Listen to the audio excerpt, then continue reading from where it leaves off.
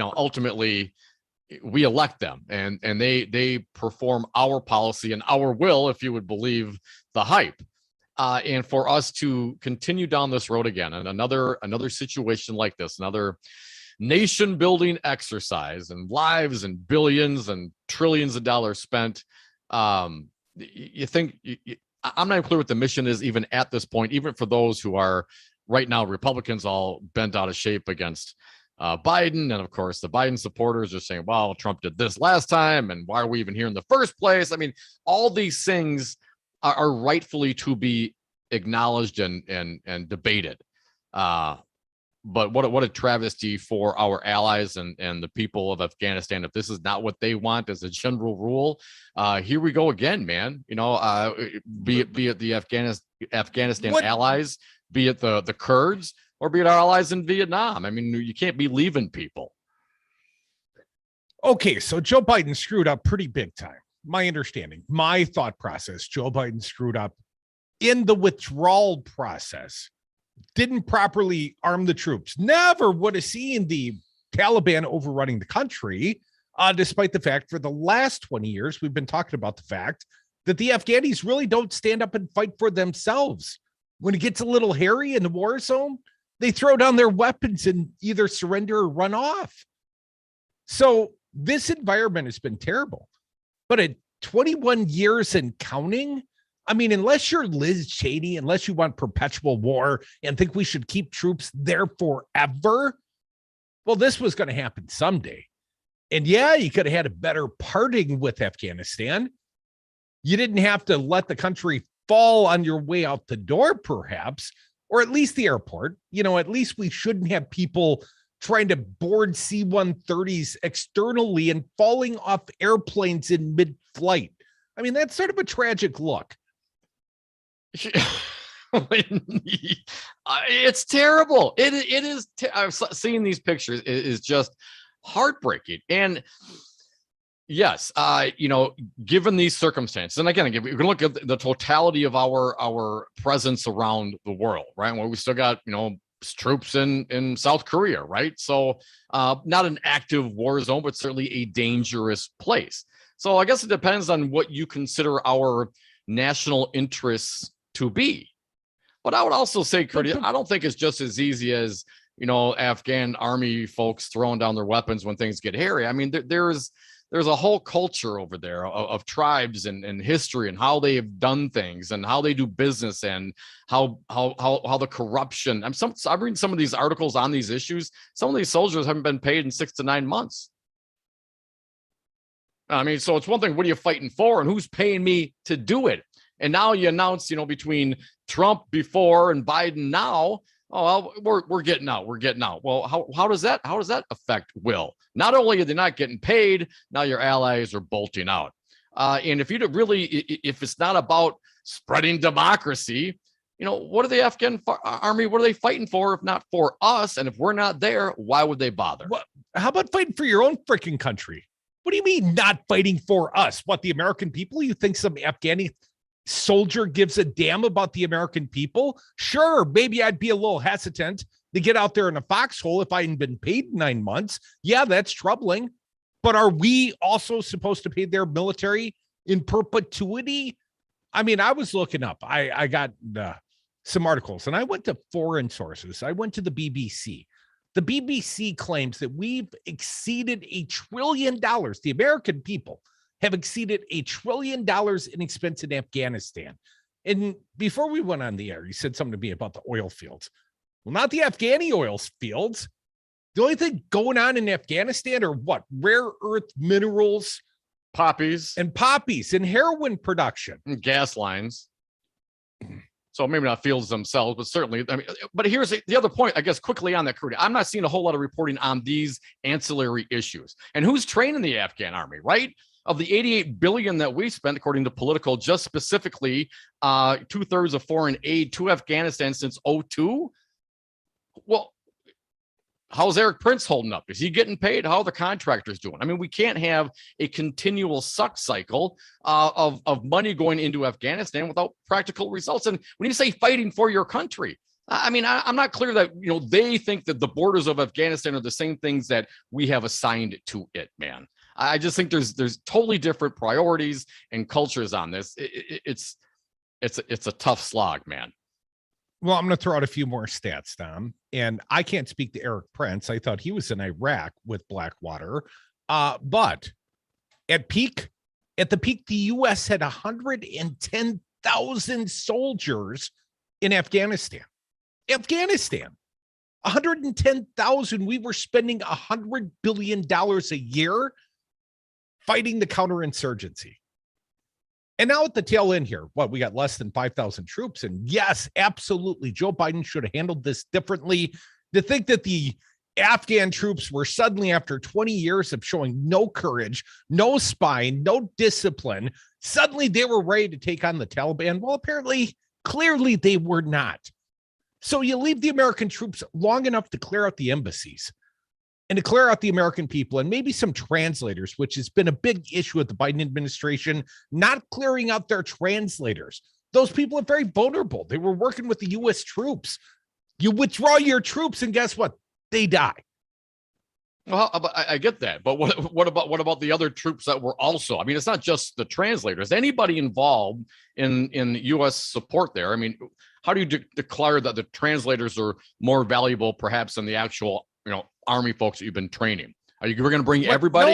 No, we're going to bring our translators. The translators work directly with the U.S. forces there. So do the Afghan forces. Well, why are you cutting out the Afghan forces? Suddenly I got to give asylum to the entire Afghan army? Well, that's a ridiculous supposition. Then why make the distinction with the translators? What about the humanitarian need? The women and the children? Is that also a problem? I mean, isn't this why we were there? Is this some of the reasons that we were told that we were there? I'm not clear why we've been there for 20 years, Tom. We were there because of counterinsurgency and the Taliban and the bombings of 9/11. Remember 9/11? It was about 9/11. It was about tracking down not Saddam Hussein, as Dick Cheney and his ilk would tell us. Maybe Osama bin Laden, right? But he wasn't even there. We let him go at Tora Bora. So after he's been gone, Dom, I'm not sure why we've had $100 billion a year, 100,000 U.S. troop counterinsurgency fighting over the desert. And as far as I can tell, I know why we were in Iraq, to secure the oil fields, to secure the oil. But I'm not all sure why we've been in Afghanistan for anything other than the profit of the war industrial complex in this nation. The war machine, right? The war machine. We've spent $1 trillion fighting a war over nothing. There's nothing. We were there. There was no clear goal. There was no clear goal. And it was time to get out. It was absolutely time to get out. Maybe you leave a few more troops in for a week or so till you clear the embassies. Yeah, this was a disastrous retreat, but it had to happen eventually.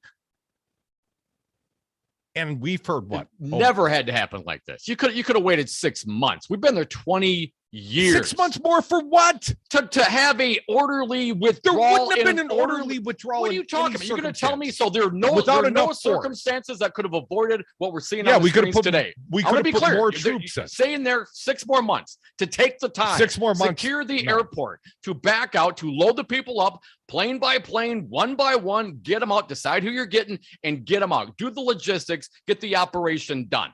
You come on, man. We've been there 20 years. Another few months to make sure you get it right would not have made a difference. We had, according to U.S. News, 17,000 contractors in country, in Afghanistan, in April. Okay, your point? Well, my point was, should they stay indefinitely forever? No, but you wind it down, man. We've been winding it down since 2011. Really, then why are we looking at what we're looking at? That's not a wind down, man. Because you weren't properly armed at the Air Force, at the airports, at the points of exit. Yeah, you should have had more troops on the ground long enough to depart. But as soon as you get the hell out, you get the hell out. It's 21 years, man. It is long past due. This was a stupid war 20 years ago. Yeah, and the people that we convinced to help us, and we're not taking them with us, they're all going to be dead. Good luck getting more allies in the future. talking about the Kurds and talking about the Afghans, talking about they weren't our allies. They threw their guns on the ground and surrendered the whole country in a matter of 2 weeks. They were never with us. They were never with us. The Afghanis don't see us as their allies, or they would have stood there and protected their own country. Well, they look like they're trying to jump on the planes. I don't think they see the Taliban as their allies, Curdy. Come back with us. More Devil's Advocates. Afghanistan. It's kind of a big deal. If it's the last thing we ever do, we gotta get out of this. 9/11 was bad. What am I doing? 9, I did what I came to do. 11. Should I get it? Should I wait? Is it safe? It's okay to have questions. Now, get the facts.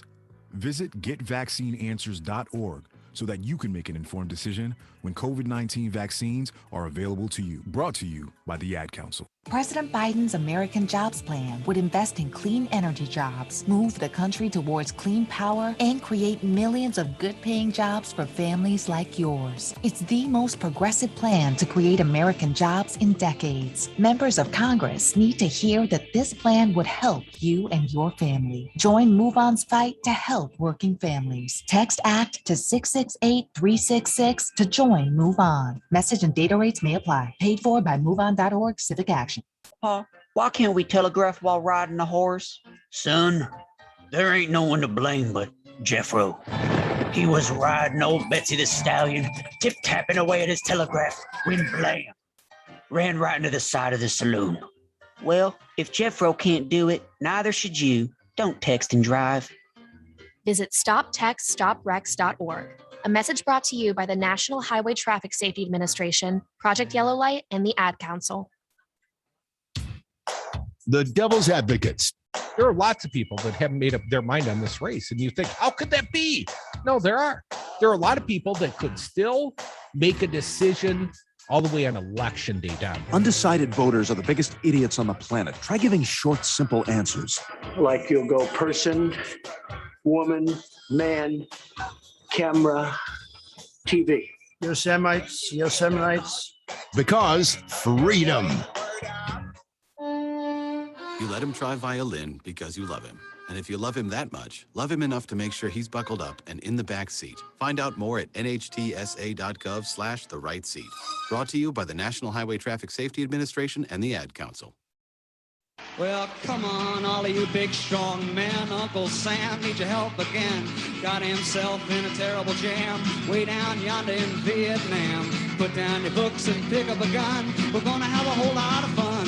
And it's 1, 2, 3. What do we fight The for? Devil's Advocates, Don't because ask me, I don't give a damn. freedom. The next stop is Vietnam. And it's 5, 6. And we are back. Thank you for listening to the Devil's Advocates radio show. President Biden going to address the nation today at 2:45 Central. We will carry that for you live. In the meantime, we'll get to some callers. Once again, 844-967-2789. Crew, do you want to jump in there quickly? No, I just want to bring up Biden address to the nation. We'll carry it live. All right, Don from Madison. We'll start with you today. Happy Monday, Don. What do you got for us? Oh, man. Do I get a half-hour segment on this issue? Unfortunately not, remember man. Remember when the first stupid Republicans said, we'll stand down when they stand up. We're gonna spread freedom, and we're going to stand down when they stand up. Bush said that so many times, and it just sounds even more stupid now. Mission accomplished, Don. Exactly. But the fact that we've been there 20 years and they've not learned how to shoot guns, they've not learned how to fly planes, they've not learned how to have their own tanks. We gave them $1 trillion to buy guns, bullets, uniforms, everything they've ever need. Tanks, buildings, planes, the whole thing. 20 years later, it was a waste of every last freaking penny. But remember what they call them green on brown attacks, where the Afghan soldiers turned their guns and killed American soldiers? Like you said, they were never with us. But don't forget, the most recent dum-dum in chief set the removal dates or get out of date or run date at May 1st. And so the Taliban knew we were leaving and they had plans to do this. Why didn't dum-dum in chief make it so that it came out first? So Biden's cleaning up that mess too. But a lot of the provinces had one building with government soldiers, and they called that they're holding that was government stronghold. So when 50 Taliban rolled up, they just dropped their guns and said, okay, we're with you now. And so that means they took it over. So there was no way in hell this was ever going to look good. Don, Crudy and I seemingly disagree on the operation here. My point is, perhaps the president was getting bad information. I mean, if our intelligence didn't know and the Pentagon didn't know and nobody knew that the Taliban would go in, roll over, and some of these folks are going to join. Some are just going to fade back into their communities as best they can and hope they don't get caught. But certainly you knew something was going to happen. Don't you think they could have planned a little better, kept some troops there a little longer, knowing that you got to roll out, I don't know how many interpreters and whatever people and allies you want to bring out? I mean, these numbers, you can do a spreadsheet. You know how long it's going to take these kinds of operations to happen, planes in and planes out. I mean, come on, I can't believe that this is what we're looking at right now. But the military, our military said that we got 2 months to do this. They said we got 2 months to do this because that's how long the Afghan forces are going to do. So they had 2 months, basically a month ago, to start doing this, and they started doing it. Well, even, have the people in Afghanistan didn't realize that they were going to just, 3 weeks, everybody was going to drop their guns and run. But you have to ask yourself, I think this is the question that everybody forgets. When politicians here say you get the government that you deserve. But why are we deciding to say the Taliban is the worst government? Because the people there apparently aren't standing up to them. They're not fighting for what they want. Why are we the arbiters of what the Afghan people need?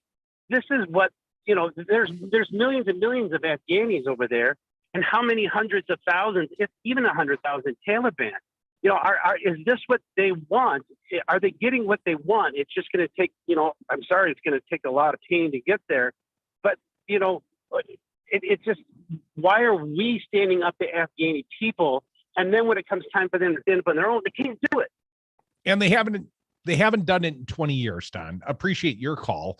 Quickly, because Donald Trump wants to blame this on Joe Biden. But Donald Trump set this path and these dominoes in order. And how do we know? Because Trump was bragging about it in a rally in June. Here's what Trump had to say like a month ago, 6 weeks ago. Cut number one. I started the process. All the troops are coming back home. They couldn't stop the process. 21 years is enough, don't we think? 21 years. They couldn't stop the process. They wanted to, but it was very tough to stop the process when other things are at. Yeah, thank you. Thank you. It's a shame. 21 years by a government that wouldn't last.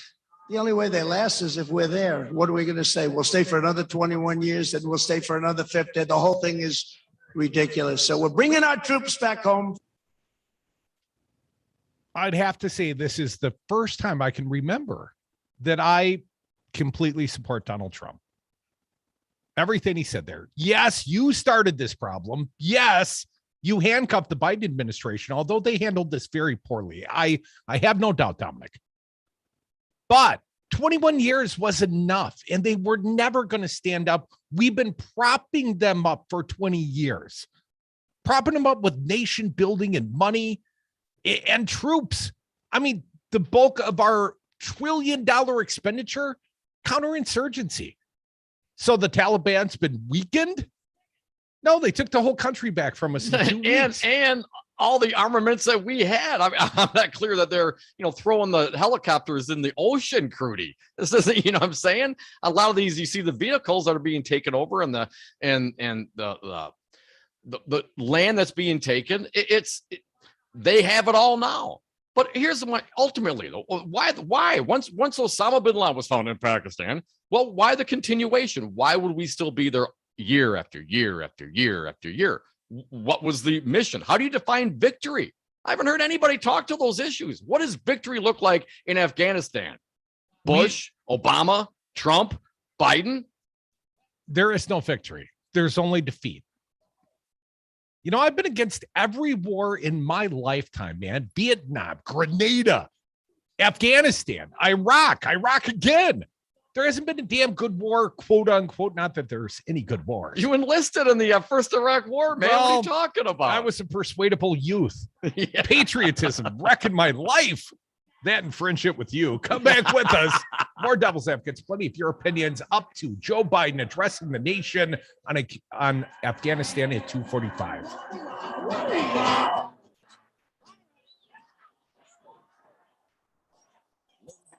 I started the process. All the troops are coming back home. They couldn't stop the process.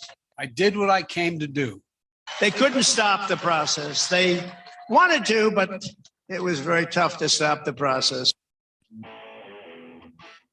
Stay informed with Progressive News and Talk on 92.7, Wisconsin's home for Devil Radio. This is Rocker. I'm sitting on the patio at Salvatore's Tomato Pies on East Wash, and I'm enjoying a floral-forward Manhattan called As Long as There's Whiskey. It features Rocker Rye whiskey with a hint of blueberry, a touch of smoky Amaro, and it's finished off with St. Germain. It's a Rocker Rye Manhattan at Sal's Tomato Pies on Livingston. Ask for it by name, As Long as There's Whiskey. You can also enjoy Rocker Spirits at the Wisco and Tiny's Tap on Willie Street. You must be 21. Please drink responsibly.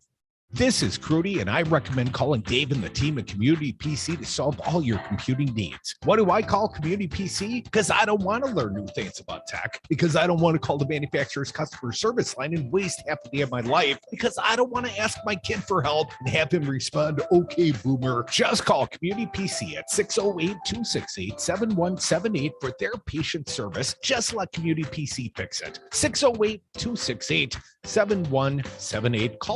I'm Ed Donahue with an AP News Minute. Senate Minority Leader Mitch McConnell says the Biden administration is to blame for what's happening in Afghanistan. Honestly, this administration looks to me like it couldn't organize a two-car funeral. McConnell says the president owns this, also saying the military advised against a U.S. pullout in Afghanistan. John Kirby at the Pentagon says there are no flights right now in or out of Kabul. We've certainly seen all the dramatic video coming from the airport today, and we obviously don't want anyone else to get hurt. So we're going to work methodically in coming hours to restore a safe and secure environment so that air operations can resume. People at the airport were so desperate to escape the Taliban, they held onto a military jet as it took off and plunged to their deaths. At least 7 people were killed at the airport. All flights have been halted until Afghan civilians can be cleared from the runway. The last American troops had planned to withdraw from Afghanistan at the end of the month. I'm Ed Donahue. Hey y'all, this is your girl Cheryl Underwood, and I want to tell you something. My digestive system used to make me feel sluggish, but those days are over. Now I feel great. That's because I increased my fiber intake with the Metamucil 2-week challenge, and I'm still hooked. I just took Metamucil every day for 14 days, and it's really that easy. Metamucil traps and removes the waste that weighs you down, so you feel lighter and more energetic. Now I never want to go back to that heavy feeling. Are you ready for the Metamucil 2-week challenge? For a coupon and daily support, sign up at Metamucil.com today. Look, staying healthy isn't easy. Watching your diet, hitting the gym, avoiding stress. But a good night's rest helps boost your overall health and wellness. And it couldn't be easier. The new Sleep Number 360 smart bed senses and automatically adjusts to keep you both effortlessly comfortable. The result? You wake up ready for anything. Proven quality sleep is life-changing sleep. Don't miss our weekend special. Save 50% on the new Sleep Number 360 limited edition smart bed. Plus special financing. Ends Monday. Special financing subject to credit approval. Minimum monthly payments required. See store for details.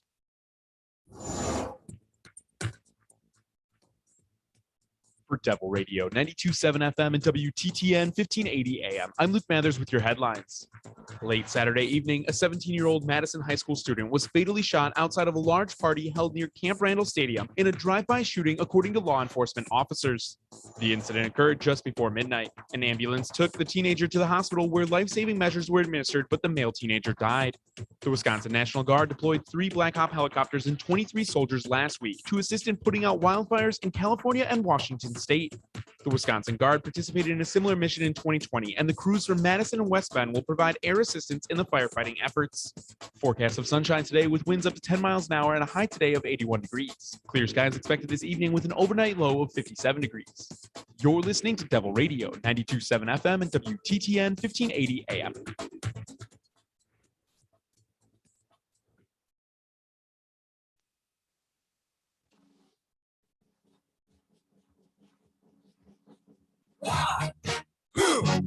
Yeah. The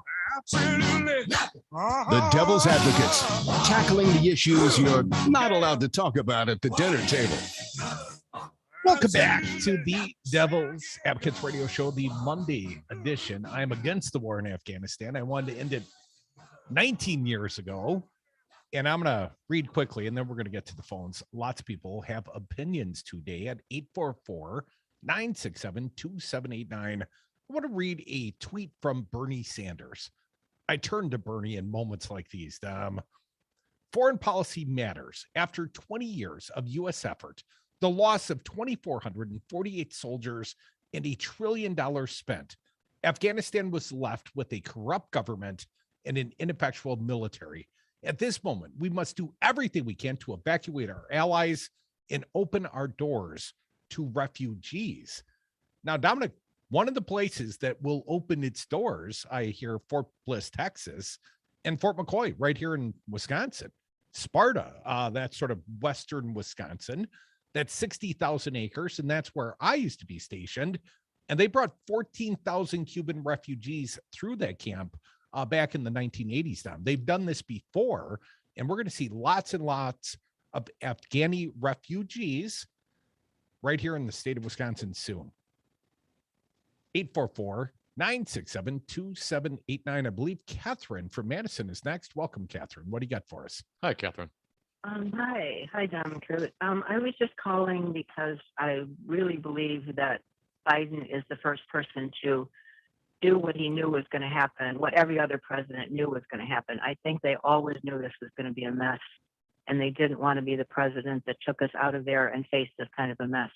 Now, maybe he could have planned it better, but he was willing to bite the bullet and just say, we lost, and the Taliban's going to take over again, kind of what happened in Vietnam. And I think that the reason we stayed was because of the war machine, making a lot of money, but also no president wanted to be the president at the top of this mess. Because if you remember, when we first went in there, we were trying to win over the hearts and minds of the people there. And that's almost an impossible task. We're seeing that today with trying to get people to understand what the COVID vaccine is. If they believe something else, you just can't, it takes a long time to change the heart and the mind. Yeah, and we especially were while you're trying to killing. stop the dominoes of communism in Southeast Asia once upon a time. Yes. And no president wanted to pull us out of the encumbrance of the Vietnam War either, Catherine. At some point, you just got to say, enough's enough. And we were way past that time. And Joe Biden could have handled this better. But I think it took courage to at least come to the resolution. We're done. And we're going to live with the consequence. And sadly, they're bad consequences. Well, Vietnam was a big mess when we left too. There were people hanging off the helicopters there. Just desperate people. And we certainly didn't take care of our people that helped us there. We backed away from a lot of the interpreters and so forth there. And we did not do a good job of getting out of Vietnam either. And it was kind of the same effect. Everything we thought we were trying to do didn't come to fruition. So I don't know. I just think that the people there in Afghanistan don't really think of themselves first. Many of them, not all, but many don't think of themselves as Afghanis first. They think of themselves as members of a particular tribe. And, a lot of them are not even that familiar with what Afghanistan is for or what it does for them, but they do know about their tribe. Well, Catherine, we got a lot of tribalism going on right here. Appreciate your call, but lots of callers want to keep moving down the phones at 844-967-2789. Dan from Monona, you're next. Welcome, Dan. What do you got? Hi, Dan. Hey, guys. I guess I'm glad we're out of there. Like you said, it's never going to end. We'll be there forever. But the Taliban regimes fall all the time. What is the problem with the Taliban? Do people think they still were part of 9/11, or they don't let girls go to school? There's a lot of horrible regimes of power around the world. Well, Dan, what's your advocacy then? Do you think it's a good thing we got out? Are you asking why should we be the cop of the Taliban? Yeah, I don't understand why.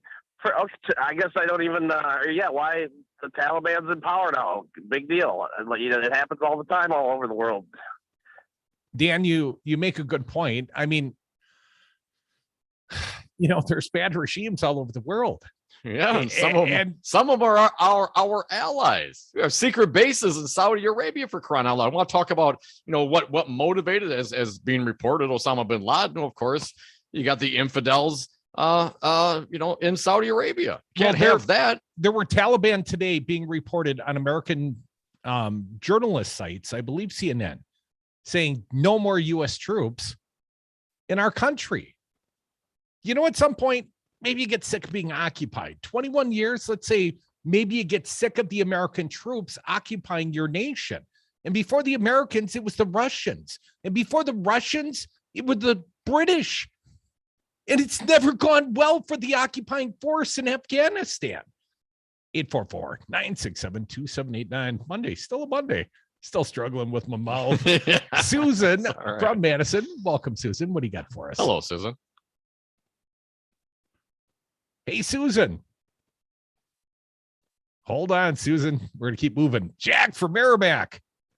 You listening, Jack? Hey, Jack. I'm listening. I'm going to try to make this coherent because it's fairly complicated, but I got a lot of this from Tom Hartman earlier in the day.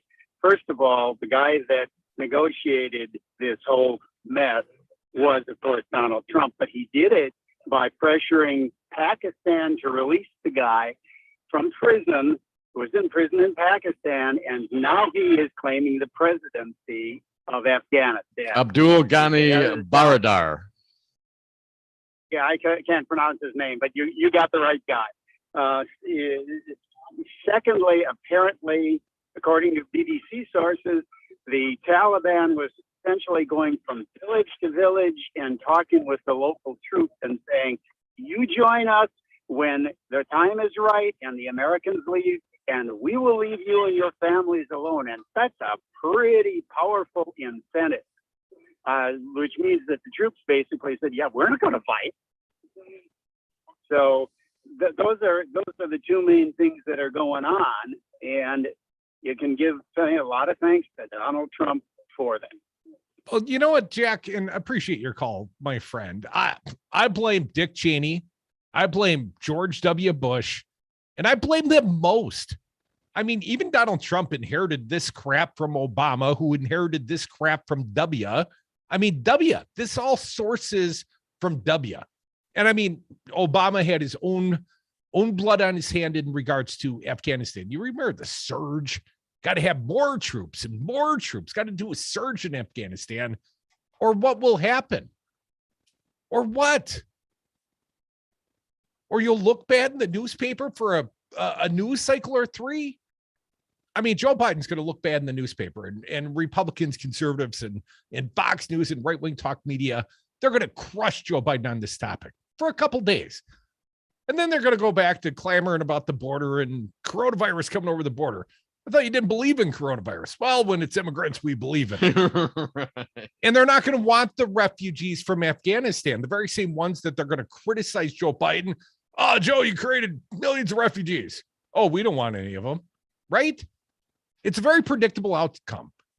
Republicans are going to blame this all on Joe Biden. They're going to look past W. They're going to look past Trump. Well, Maybe a little tarnish, They're going to little try taint to. on No Obama. doubt about it. But, I mean, ultimately, though, Crudy, you and I know different. Lots of people know different, know better. And you're right about the news cycle. The president scheduled to speak here in just a few minutes. We'll see how that goes. But I think you're right. I think ultimately the Republicans are going to try to do what they can. There will be pushback because, facts are facts. History is history. We can look back and see how we got from there to here. And it didn't just happen with this current administration. Well, Dominic, if history is written by the winners, I guess the Taliban get to write the history of Afghanistan. Susan from Madison.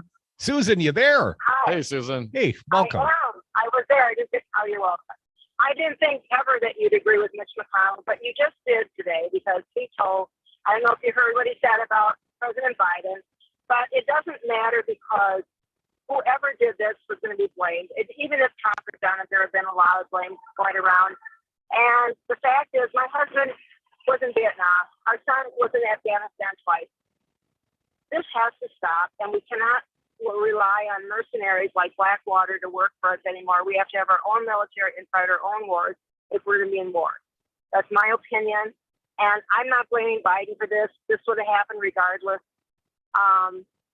But yeah, my husband was in Nam and had a 68, and that wasn't a party. So it's never a party when you're in war. You know what, Susan? It's a very small percentage of Americans that ever make that sacrifice, though. Guys like your husband, he's less than 1% of all Americans. And it becomes quite More easy. need to do that. What's that, Susan? More need to do that. If everybody has to sign up their kids, they want people to fight for them, they're going to have to sign their own children up for it instead of being like Bush and getting out or being paid not to, have somebody else go in the military for you. People have to be in charge of the military on a personal basis. So that's how I feel about it. Everybody sacrifices for the good of everybody. Well, that's where you lost Republicans right there. Well, Susan. and Susan, thank Appreciate you for the your call. And I certainly appreciate those that serve. But unfortunately, those that serve are not the one making those foreign policy decisions. That, there is still a separation there. In the dutiful, the serving, they'll go where they're asked, or go where they're told, where they're ordered to. And we got to have that as a nation, as a country. And I totally appreciate that.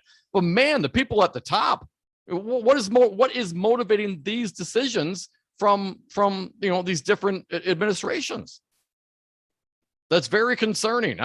Perhaps some of those leaders should serve themselves before they're so apt to send Susan's husband and son into war. Let's get some more calls in. President will be speaking here shortly.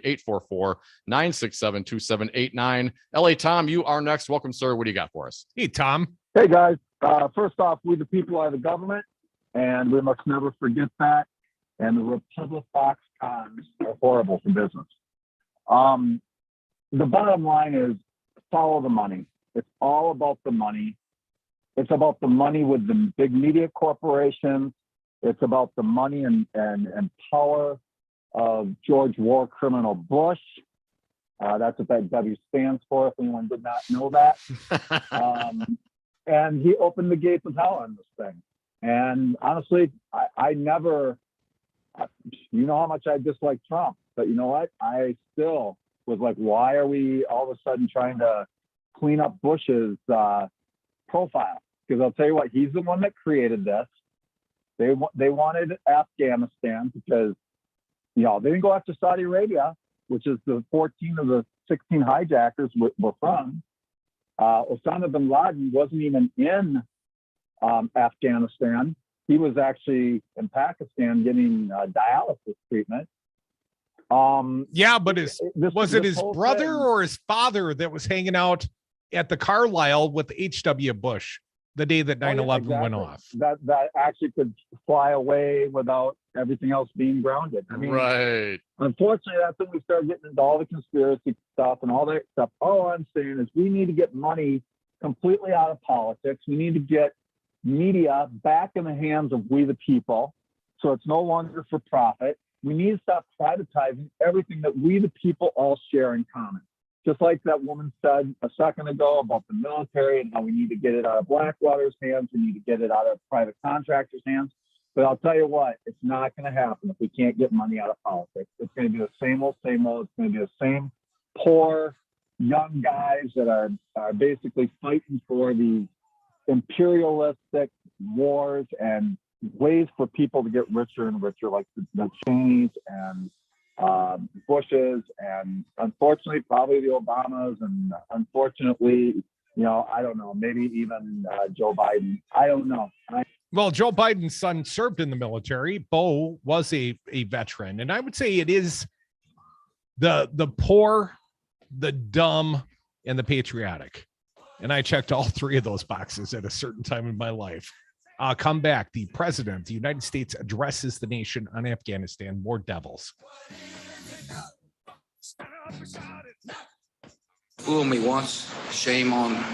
As we know, there are known knowns. There are things we know.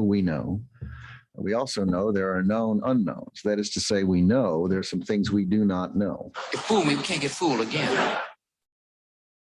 1 in 3 adults has prediabetes. 1 in 3. That means it could be you, your football buddy, your football buddy, or you, your best man. your worst man. You, your dog walker, your cat jogger.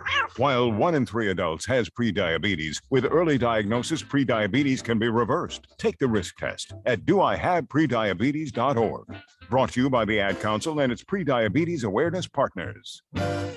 President Biden's American Jobs Plan would invest in clean energy jobs, move the country towards clean power, and create millions of good-paying jobs for families like yours. It's the most progressive plan to create American jobs in decades. Members of Congress need to hear that this plan would help you and your family. Join Move On's fight to help working families. Text ACT to 668-366 to join Move On. Message and data rates may apply. Paid for by MoveOn.org Civic Action.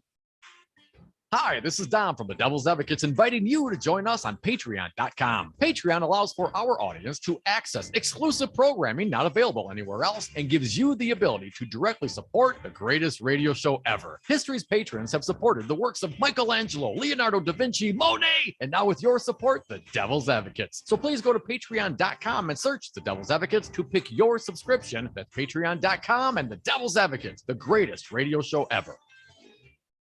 My Congresswoman Rep. Gwen Moore, over 100 Republicans signing on to that Texas lawsuit. What are your thoughts on your fellow Republicans in the House? You know, honestly, this is what we all sign up for.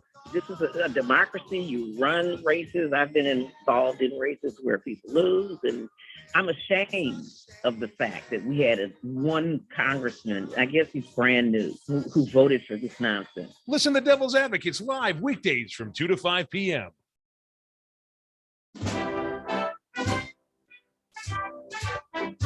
I don't know if you know the Devil's Advocates, but they are kind of a big deal. And we are back. Thank you for listening to the Devil's Advocates radio show, waiting for President Biden to address the nation over the issues going on right now in Afghanistan. As soon as that happens, we'll take it to you live. In the meantime, we'll take more of your calls. 844-967-2789. Mark from the SAC, you're next. Welcome, sir. What do you got for us? Hey, Mark. Yeah, hey guys, I have to wonder how much of this was baked into the cake when Biden came in, because it sounds like, you know, Trump wanted us out by May 1st, which because this was actually a signed agreement with the Taliban that we were going to get out. You know, now the guy that was in prison is going to be president. I hope that the guy that was our president is going to go to prison. That a little reverse formula there.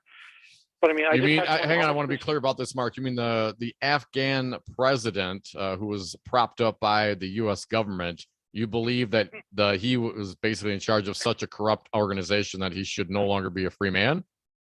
No, I'm talking about our president should be going. Our president, the current president, or the last president. The last president, Donald Trump, because he was the guy that sprung that guy from prison. I mean, that he said, "Oh, this guy can negotiate peace for us." You know, that he's, that he's going to be our chief negotiator. And they got a picture of Pompeo standing next to him, just about a few feet away. And I wonder how much, maybe I'm just being too suspicious, but how much scratch is going to be passing back to some of these Trumpsters in terms of the rare earth minerals wealth that Afghanistan has and hasn't been exploited yet. Mark, I worry more about the and I appreciate your call, my friend. I worry more about the heroin money that the CIA has probably had its beak in. I mean, quite frankly, when the United States allegedly, look back all the way to the Vietnam War, they were bringing heroin in, and they were bringing crack into South Central LA. You know, the United States, through its CIA, has used drug dealing effectively as a way to finance covert operations and anti-insurgency but activities. Only if you can't get the world. money directly from Congress, and they explicitly tell you they don't want you to do that. But then you gotta, start selling a few drugs to finance your operation. But you know, maybe sell some missiles to Iran. But the Taliban doesn't believe in the heroin trade. The Taliban won't let the farmers grow the poppies. And I don't know if you noticed, Tom, we had 93,000 overdose deaths in this nation last year. I know a lot of that's due to Purdue Pharma and the Sacklers, But when you're done with your Vicodin prescriptions, a lot of people move on to, Afghan black tar heroin. It's pretty good stuff, I hear, right till you die. 844-967-2789, waiting on President Joe Biden to address the nation on the topic of Afghanistan. In the meantime, we'll take your calls. Jesse from Madison, welcome. What do you got for us? Hey, Jesse. Hey, guys. Thanks for having me on again. There's a couple of things, I'm an older man now. I'm 41, but I'm old enough to remember. Yeah, I don't feel like it. What things were like when we went into Afghanistan, and I think younger folks either weren't old enough to remember, and even people who were. So you get it's lost in the shuffle of daily life. What happened 20 years ago? But there's some things that bear repeating. One, the Taliban, as much of a bunch of bastards as they are. I'm no fan of right-wing conservative religious ideologues who violently impose their will on others. But they did tell the United States government immediately after 9/11 that they would offer up Osama bin Laden to an impartial, the International Criminal Court, just not the U.S. directly, because they didn't think that it would be a fair trial. So that's worth repeating. Mm-hmm. No, there were opportunities under the Bush administration to end this war quickly, to end this war with the cooperation of the Taliban. And of course, that's not what they wanted. They wanted nation building. Halliburton, and that stock price soared during the Iraq War and during the Afghanistan War. And Dick Cheney became a much, much richer man. And while Cheney was still a part of Halliburton, at least maybe not, but still very active, even if on the sly on occasion, and still had stock in it, was on either as an advisor to the board or on the board, I forget which.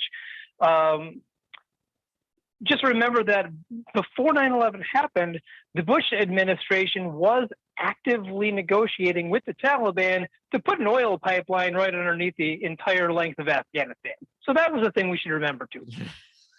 Yes, minor details, but my concern on those kinds of things, Jesse, is we don't see repeated reporting on these issues. It's just we trained them and they just threw down their arms, so the hell with them. It's certainly more complex than that. It's certainly more corrupt than that, and I think there's many more details involved than this a simple storyline of, well, the Afghans didn't want to defend themselves, so we're just going to leave. I mean, these are all motivational and important issues that are going on here. And to a people that maybe isn't too fond of, foreigners occupying their lands generation after generation after generation. Agreed. Yeah.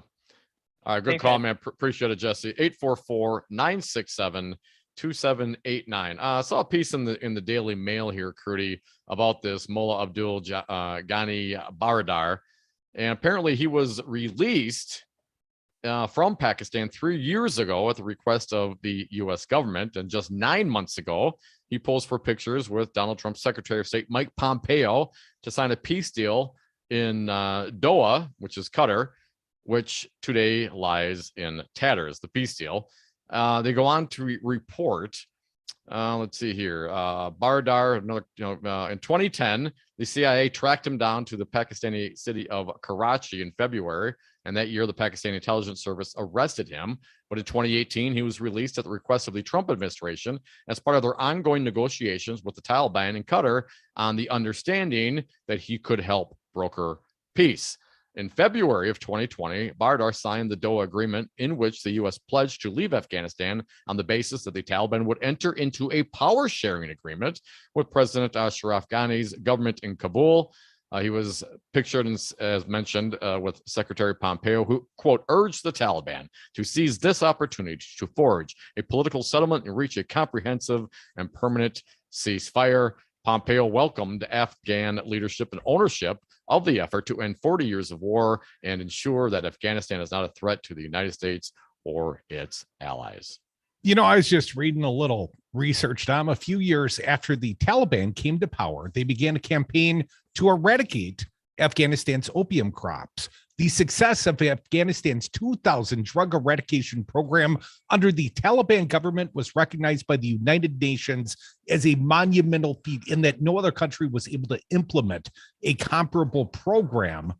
Well, authoritarian and all, Dom. You shoot the poppy growers. The Taliban took it from 3,300 tons in 2000 to 185 in 2001. And then 9/11 and the Afghanistan war and the poppy. The poppy's back.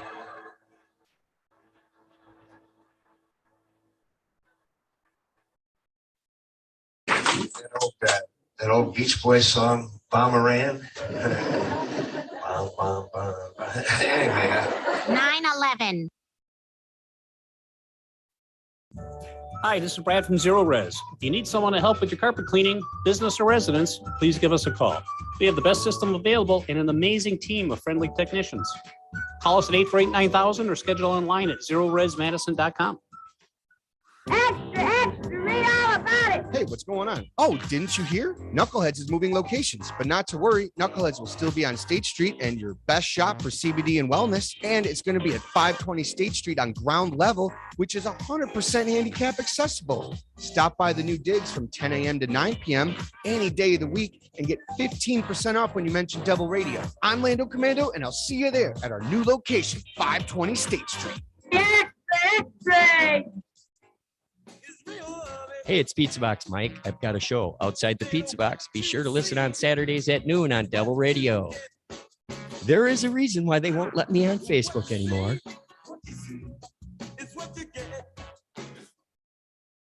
You are listening to WTTN Columbus, W224EG Madison, always streaming at doubleradio927.com. AP News. I'm Ed Donahue. Senate Minority Leader Mitch McConnell says the Biden administration's handling of the U.S. withdrawal from Afghanistan shows they couldn't organize a two-car funeral. What we have seen is an unmitigated disaster, a stain on the reputation of the United States of America. There is chaos at the airport as the Taliban's arrival in Kabul has people desperate to get out. U.S. officials say at least 7 people were killed. Some died after holding on to an American military jet as it took off. The AP's Jonathan Lemire reports withdrawal is what President Biden had planned. The events got the better of them in recent days. Officials have told us they did not expect things to deteriorate so quickly. But at least for now, the Biden White House is not looking to change course. There's no plan here to keep permanent presence there. American University government professor James Thurber says this will hurt President Biden in a lot of ways. It really hurts him fundamentally in terms of his power to work with Congress, in my opinion, and also with other nations. It's going to be a tough time. Afghan President Ashraf Ghani, who earlier left the country, faced Russian allegations he fled Kabul with 4 cars and a helicopter full of cash. Tropical storm Fred is getting closer to northwest Florida. Governor Ron DeSantis says it should reach land later today. That part of Florida, and actually many parts of Florida, have been getting a lot of rain, so there's a lot of saturation. So as that comes, we are anticipating some flash flooding. Also, Tropical Depression Grace is drenching earthquake-damaged Haiti, threatening to dump up to 15 inches of rain. Vaccine mandates are expanding as New York State ordered hospital and nursing home workers to get coronavirus shots, and New York City was poised to start requiring them for anyone in restaurant dining rooms, gyms, museums, and many other venues. This is AP News.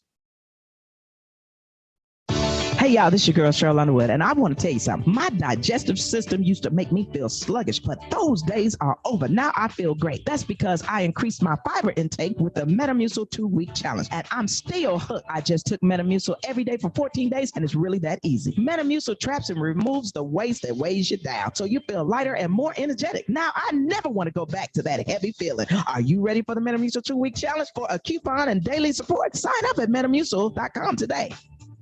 Look, staying healthy isn't easy. Watching your diet, hitting the gym, avoiding stress. But a good night's rest helps boost your overall health and wellness. And it couldn't be easier. The new Sleep Number 360 smart bed senses and automatically adjusts to keep you both effortlessly comfortable. The result? You wake up ready for anything. Proven quality sleep is life-changing sleep. Don't miss our weekend special. Save 50% on the new Sleep Number 360 limited edition smart bed, plus special financing. Ends Monday. Special financing subject to credit approval. Minimum monthly payments required. See store for details. The Devil's Advocates are taking the political party back to State Street to Madison's party destination, Hawks Bar and Grill. Tuesday, August 24th, the Devil's Advocates broadcast live from Hawks 2 to 5 p.m. And then the Summer Lovin' Party really begins. You're going to want to get your share. Inferior radio shows would be exhausted after this many parties. But the Devil's Advocates have prayed our whole lives for this. We were built for Summer Lovin'. Come to Hawks Bar and Grill. Tuesday, August 24th, party with the Devil's Advocates and get your Summer Lovin' on.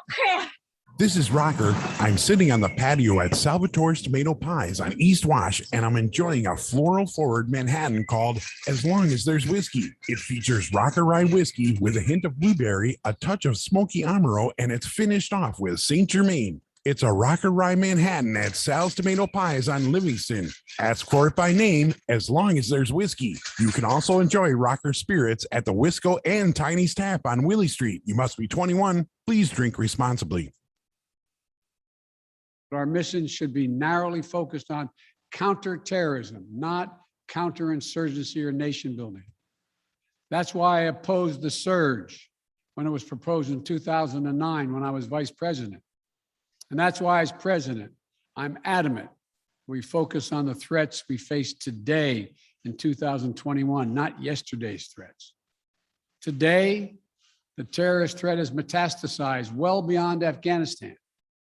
Al-Shabaab in Somalia, Al-Qaeda in the Arabian Peninsula, al-Nusra in Syria, ISIS attempting to create a caliphate in Syria and Iraq, and establishing affiliates in multiple countries in Africa and Asia.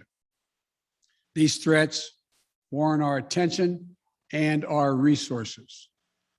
We conduct effective counterterrorism missions against terrorist groups in multiple countries where we don't have permanent military presence. If necessary, we'll do the same in Afghanistan. We've developed counterterrorism over-the-horizon capability that will allow us to keep our eyes firmly fixed on the direct threats to the United States and the region, and act quickly and decisively if needed. When I came into office, I inherited a deal that President Trump negotiated with the Taliban. Under his agreement, U.S. forces would be out of Afghanistan by May 1, 2021, just a little over 3 months after I took office. U.S. forces had already drawn down during the Trump administration from roughly 15,500 American forces to 2,500 troops in country. And the Taliban was at its strongest militarily since 2001. The choice I had to make as your president was either to follow through on that agreement or be prepared to go back to fighting the Taliban in the middle of the spring fighting season. There would have been no ceasefire after May 1. There was no agreement protecting our forces after May 1. There was no status quo of stability without American casualties after May 1. There was only a cold reality of either following through on the agreement to withdraw our forces or escalating the conflict and sending thousands more American troops back into combat in Afghanistan, lurching into the third decade of conflict. I stand squarely behind my decision. After 20 years, I've learned the hard way that there was never a good time to withdraw U.S. forces. That's why we're still there. We were clear-eyed about the risks. We planned for every contingency, but I always promised the American people that I will be straight with you. The truth is, this did unfold more quickly than we had anticipated. So what's happened? Afghanistan political leaders gave up and fled the country. The Afghan military collapsed, sometime without trying to fight. If anything, the developments of the past week reinforced that ending U.S. military involvement in Afghanistan now was the right decision. American troops cannot and should not be fighting in a war and dying in a war that Afghan forces are not willing to fight for themselves. We spent over $1 trillion. We trained and equipped an Afghan military force with some 300,000 strong, incredibly well equipped, a force larger in size than the militaries of many of our NATO allies. We gave them every tool they could need. We paid their salaries, provided for the maintenance of their Air Force, something the Taliban doesn't have. Taliban does not have an Air Force. We provided close air support. We gave them every chance to determine their own future. We could not provide them was the will to fight for that future. There's some very brave and capable Afghan special forces units and soldiers. But if Afghanistan is unable to mount any real resistance to the Taliban now, there is no chance that 1 year, 1 more year, 5 more years, or 20 more years, the U.S. military boots in the ground would have made any difference. Here's what I believe to my core. It is wrong to order American troops to step up when Afghanistan's own armed forces would not. The political leaders of Afghanistan were unable to come together for the good of their people, unable to negotiate for the future of their country when the chips were down. They would never have done so while U.S. troops remained in Afghanistan, bearing the brunt of the fighting for them. And our true strategic competitors, China and Russia, would love nothing more than the United States to continue to funnel billions of dollars in resources and attention into stabilizing Afghanistan indefinitely. When I hosted President Ghani and Chairman Abdullah at the White House in June, and again when I spoke by phone to Ghani in July, we had very frank conversations. We talked about how Afghanistan should prepare to fight their civil wars after the U.S. military departed, to clean up the corruption in government so the government could function for the Afghan people. We talked extensively about the need for Afghan leaders to unite politically. They failed to do any of that. I also urged them to engage in diplomacy, to seek a political settlement with the Taliban. This advice was flatly refused.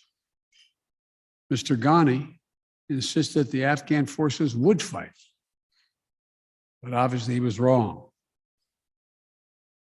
So I'm left again to ask of those who argue that we should stay, how many more generations of America's daughters and sons would you have me send to fight Afghanistan's civil war when Afghan troops will not? How many more lives, American lives, is it worth? How many endless rows of headstones at Arlington National Cemetery? I'm clear on my answer. I will not repeat the mistakes we've made in the past. Mistake of staying and fighting indefinitely in a conflict that is not in the national interest of the United States, of doubling down on a civil war in a foreign country, of attempting to remake a country through the endless military deployments of U.S. forces. Those are the mistakes we cannot continue to repeat because we have significant vital interest in the world that we cannot afford to ignore. I also want to acknowledge how painful this is to so many of us. The scenes we're seeing in Afghanistan, they're gut-wrenching, particularly for our veterans, our diplomats, humanitarian workers, for anyone who has spent time on the ground working to support the Afghan people, for those who have lost loved ones in Afghanistan, and for Americans who have fought and served in the country, serve our country in Afghanistan. This is deeply, deeply personal. It is for me as well. I've worked on these issues as long as anyone. I've been throughout Afghanistan during this war, while the war was going on, from Kabul to Kandahar to the Kunar Valley. I've traveled there on 4 different occasions. I met with the people. I've spoken to the leaders. I spent time with our troops. And I came to understand firsthand what was and was not possible in Afghanistan. So now we're focused on what is possible. We will continue to support the Afghan people. We will lead with our diplomacy, our international influence, and our humanitarian aid. We'll continue to push for regional diplomacy and engagement to prevent violence and instability. We'll continue to speak out for the basic rights of the Afghan people, of women and girls, just as we speak out all over the world. I've been clear, the human rights must be the center of our foreign policy, not the periphery. But the way to do it is not through endless military deployments. It's with our diplomacy, our economic tools, and rallying the world to join us. Now, let me lay out the current mission in Afghanistan. I was asked to authorize, and I did, 6,000 U.S. troops to deploy to Afghanistan for the purpose of assisting in the departure of U.S. and allied civilian personnel from Afghanistan, and to evacuate our Afghan allies and vulnerable Afghans to safety outside of Afghanistan. Our troops are working to secure the airfield and to ensure continued operation of both the civilian and military flights. We're taking over air traffic control. We have safely shut down our embassy and transferred our diplomats. Our diplomatic presence is now consolidated at the airport as well. Over the coming days, we intend to transport out thousands of American citizens who've been living and working in Afghanistan. We'll also continue to support the safe departure of civilian personnel, the civilian personnel of our allies who are still serving in Afghanistan. Operation Allies Refugee, which I announced back in July, has already moved 2,000 Afghans who are eligible for special immigration visas and their families to the United States. In the coming days, the U.S. military will provide assistance to move more SIV eligible Afghans and their families out of Afghanistan. We're also expanding refugee access to cover other vulnerable Afghans who worked for our embassy, U.S. non-governmental agencies or U.S. non-governmental organizations, and Afghans who otherwise are at great risk in U.S. news agencies. I know there are concerns about why we did not begin evacuating Afghans civilians sooner. Part of the answer is some of the Afghans did not want to leave earlier, still hopeful for their country. And part of it because the Afghan government and its supporters discouraged us from organizing a mass exodus to avoid triggering, as they said, a crisis of confidence. American troops are performing this mission as professionally and as effectively as they always do, but it is not without risks. As we carry out this departure, we have made it clear to the Taliban, if they attack our personnel or disrupt our operation, the U.S. presence will be swift and the response will be swift and forceful. We will defend our people with devastating force if necessary. Our current military mission will be short in time, limited in scope, and focused in its objectives. Get our people and our allies as safely as quickly as possible. And once we have completed this mission, we will conclude our military withdrawal. We will end America's longest war after 20 long years of bloodshed. The events we're seeing now are sadly proof that no amount of military force would ever deliver a stable, united, secure Afghanistan. as known in history as the graveyard of empires. What's happening now could just as easily happen 5 years ago or 15 years in the future. We have to be honest. Our mission in Afghanistan has taken many missteps, made many missteps over the past 2 decades. I'm now the 4th American president to preside over war in Afghanistan, 2 Democrats and 2 Republicans. I will not pass this responsibility on to a 5th president. I will not mislead the American people by claiming that just a little more time in Afghanistan will make all the difference. Nor will I shrink from my share of responsibility for where we are today and how we must move forward from here. I am President of the United States of America, and the buck stops with me. I'm deeply saddened by the facts we now face, but I do not regret my decision to end America's war fighting in Afghanistan and maintain a laser focus on our counterterrorism missions there and other parts of the world. Our mission to degrade the terrorist threat of al-Qaeda in Afghanistan and kill Osama bin Laden was a success. Our decades-long effort to overcome centuries of history and permanently change and remake Afghanistan was not, and I wrote and believed it never could be. I cannot and will not ask our troops to fight on endlessly in another country's civil war, taking casualties, suffering life-shattering injuries, leaving families broken by grief and loss. This is not in our national security interest. It is not what the American people want. It is not what our troops, who have sacrificed so much over the past 2 decades, deserve. I made a commitment to the American people when I ran for president that I would bring America's military involvement in Afghanistan to an end. While it's been hard and messy, and yes, far from perfect, I've honored that commitment. More importantly, I made a commitment to the brave men and women who serve this nation that I wasn't going to ask them to continue to risk their lives in a military action that should have ended long ago. Our leaders did that in Vietnam when I got here as a young man. I will not do it in Afghanistan.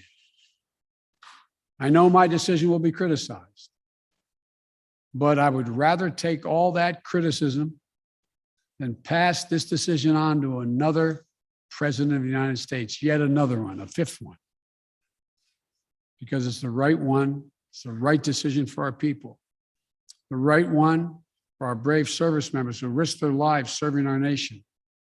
And it's the right one for America. Thank you. May God protect our troops, our diplomats, and all brave Americans serving in harm's way. President Joe Biden addressing the nation on Afghanistan. We are the Devil's Advocates. Dominic, we will take our break right now. We'll come back. We'll open up the phone lines to you at 844-967-2789. One quick thought. I'm the president and the buck stops here. Quite a contrast from I don't take any responsibility at all whatsoever. Right. Come back with us. More Devil's Advocates. You're listening to the greatest radio show ever. That was President Joe Biden addressing the nation on Afghanistan.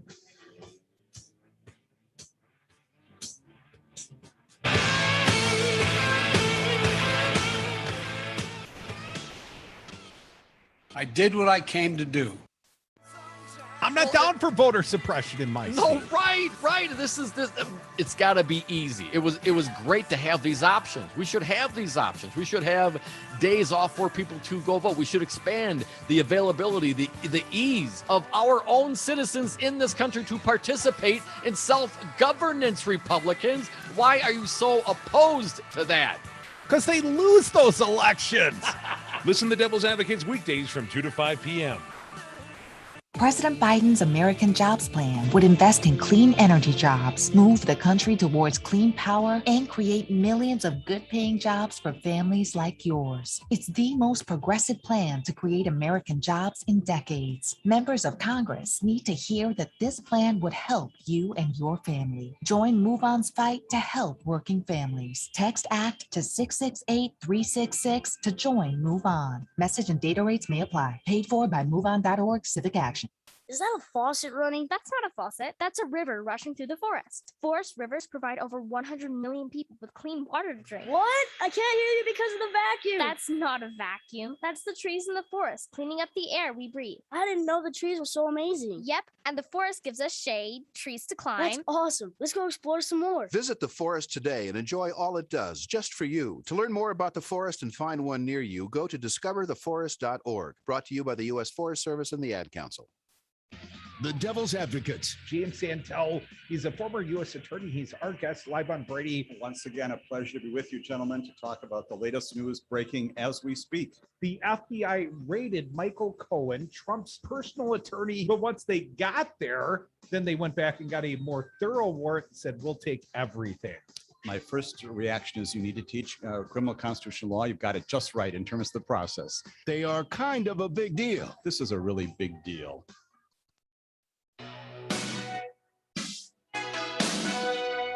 The Devil's Advocates, radio for the 99%. And we are back. Thank you for listening to the Devil's Advocates radio show. Phone lines are open. Feel free to join us. Toll free talk or text. Your calls welcome. 844-967-2789. Dominic, that was President Joe Biden addressing the nation on this chaos, this chaos that Afghanistan has slid into over the last 21 plus years. I mean, it's not new chaos. No, it's right. ongoing chaos. What did you think of the president's speech, Tom? I think you hit it, Curdy. The buck stops here. A distinct difference from the former administration and a welcome difference. Hard, messy, far from perfect. He's telling the truth. Will not shrink from his responsibility on this, and he acknowledged what we've been talking about. This is messy. There's some new information as he has put out with regards to the political leadership in Afghanistan, that they were concerned about, starting earlier and having a triggering crisis of confidence. Well, obviously, maybe that was a reason to worry, because look what happened. So, the observations of the reality of the situation, taking responsibility for his role, but at the same time, which I agree with, and perhaps timing and operations notwithstanding, getting out, standing by his decision to not put this onto a fifth president's lap and not to further, maim and kill U.S. service members in the midst of a foreign civil war. I was very pleased with the tone. I was very pleased that there was no backsliding. He certainly had clear and firm purpose. And again, the buck stops here. 844-967-2789. The callers call right here. Dick from Madison, you're next. What do you got for us? Hey, Dick. It was a pretty amazing speech, I think. I really do. The Republicans, of course, are practicing their specialty, revisionist history. I mean, you guys talked about it early in the show, so I don't want to go over it at all any further and beat it into the ground. But what scared me from the get-go is when all these places across that country were falling like dominoes so fast, is I'm thinking to myself, how vulnerable was that troop level, as low as it was, being over there? I mean, and how do we know that anything that they promised, I guess we do know, that they would have delivered on? What would have happened if we would have overstayed what we already said under the Trump administration? You mean for another Kinda 21 scary. years, Dick? Because I feel like we No, kind of overstayed our not for welcome another 21 already. years. Yeah, but the other thing, Trump, he should be ecstatic because somebody he backed is finally going to win. The guy he let out of prison is going to be the president. Dick, appreciate your call. I did pull up, Trump's been sending out press missives with frequency. And I saw this one at least 3 or 4 times from Trump. Statement by Donald J. Trump, 45th President of the United States of America. Afghanistan is the most embarrassing military outcome in the history of the United States. It didn't have to be that way. And he also says that Joe Biden should resign in disgrace. And I'm not sure if he understands the line of succession, but in no way, shape, or form does it include the former president. You know, if Joe leaves, it's going to be Kamala Harris. Maybe Nancy Pelosi, but it ain't going to be you, fella. Are you kidding me? I mean, look how Afghanistan blew up after Donald Trump ascended to the White House once again on Friday the 13th. Oh, that's right. That didn't happen. Joe Biden is still the president, and a good speech. And I appreciate the fact, as you mentioned, Crudy, he did not backslide. He did not back down, acknowledged the difficulties, and is moving forward. So it wasn't like the capitulation tour that Donald Trump went on with the Kurds in Syria, capitulated to pooty poot, let our allies be slaughtered. And oh yeah, then he went golfing. You hear all these Republicans complaining, Biden was at Camp David. Yeah, well, Trump spent half his life on a golf course. Come back, more devils.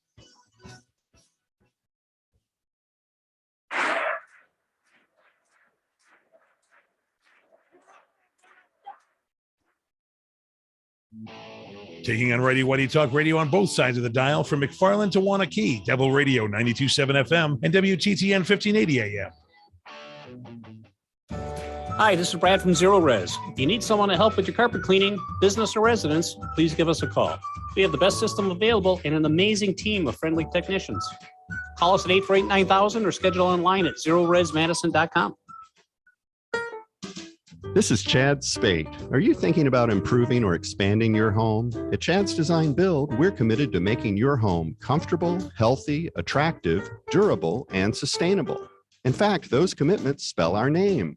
And we deliver these services with our outstanding team of professionals who will respect you and your home. Visit our website at chadsdesignbuild.com to learn more about how we are building a better world, one remodeled home at a time. 5 your local single source IT solutions provider, specializing in cloud technology, consulting, servers, networks, and hosting. We manage your IT so you can focus on running your business. Enjoy technology. Enjoy 5.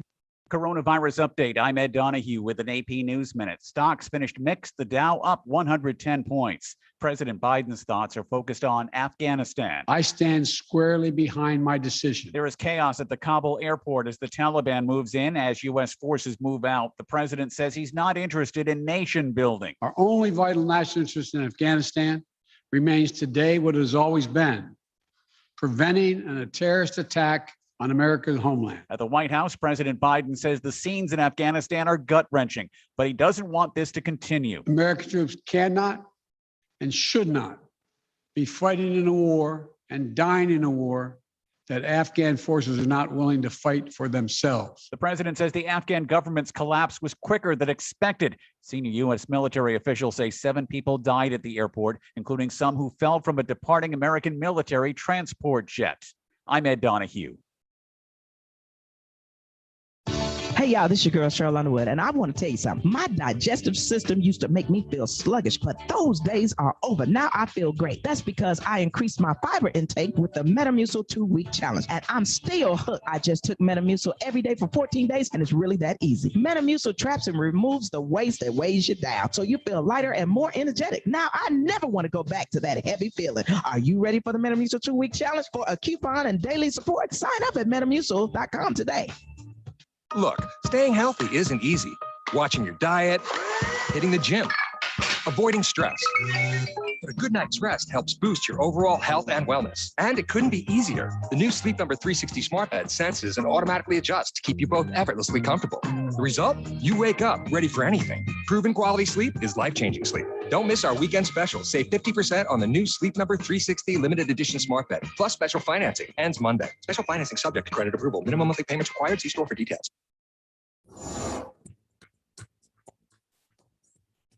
For Devil Radio 92.7 FM and WTTN 1580 AM, I'm Luke Mathers with your headlines. Last Thursday, a Republican lawmaker introduced legislation that would allow people that quit their jobs or get fired for refusing to comply with an employer's COVID-19 vaccination requirement to receive unemployment benefits. Current state law prevents individuals that quit or are fired to receive unemployment benefits right away. A spokeswoman for the Evers administration said last week the governor would veto the legislation should it pass. According to data released by the U.S. Census Bureau last week, the city of Madison was one of the fastest growing large cities in Wisconsin over the past decade, growing 16% and adding more than 36,000 residents. The Madison metro area also grew substantially compared to the rest of the state over the last 10 years, adding more than 75,000 residents for a 12.4% population increase. You're listening to Devil Radio 92.7 FM and WTTN 1580 AM.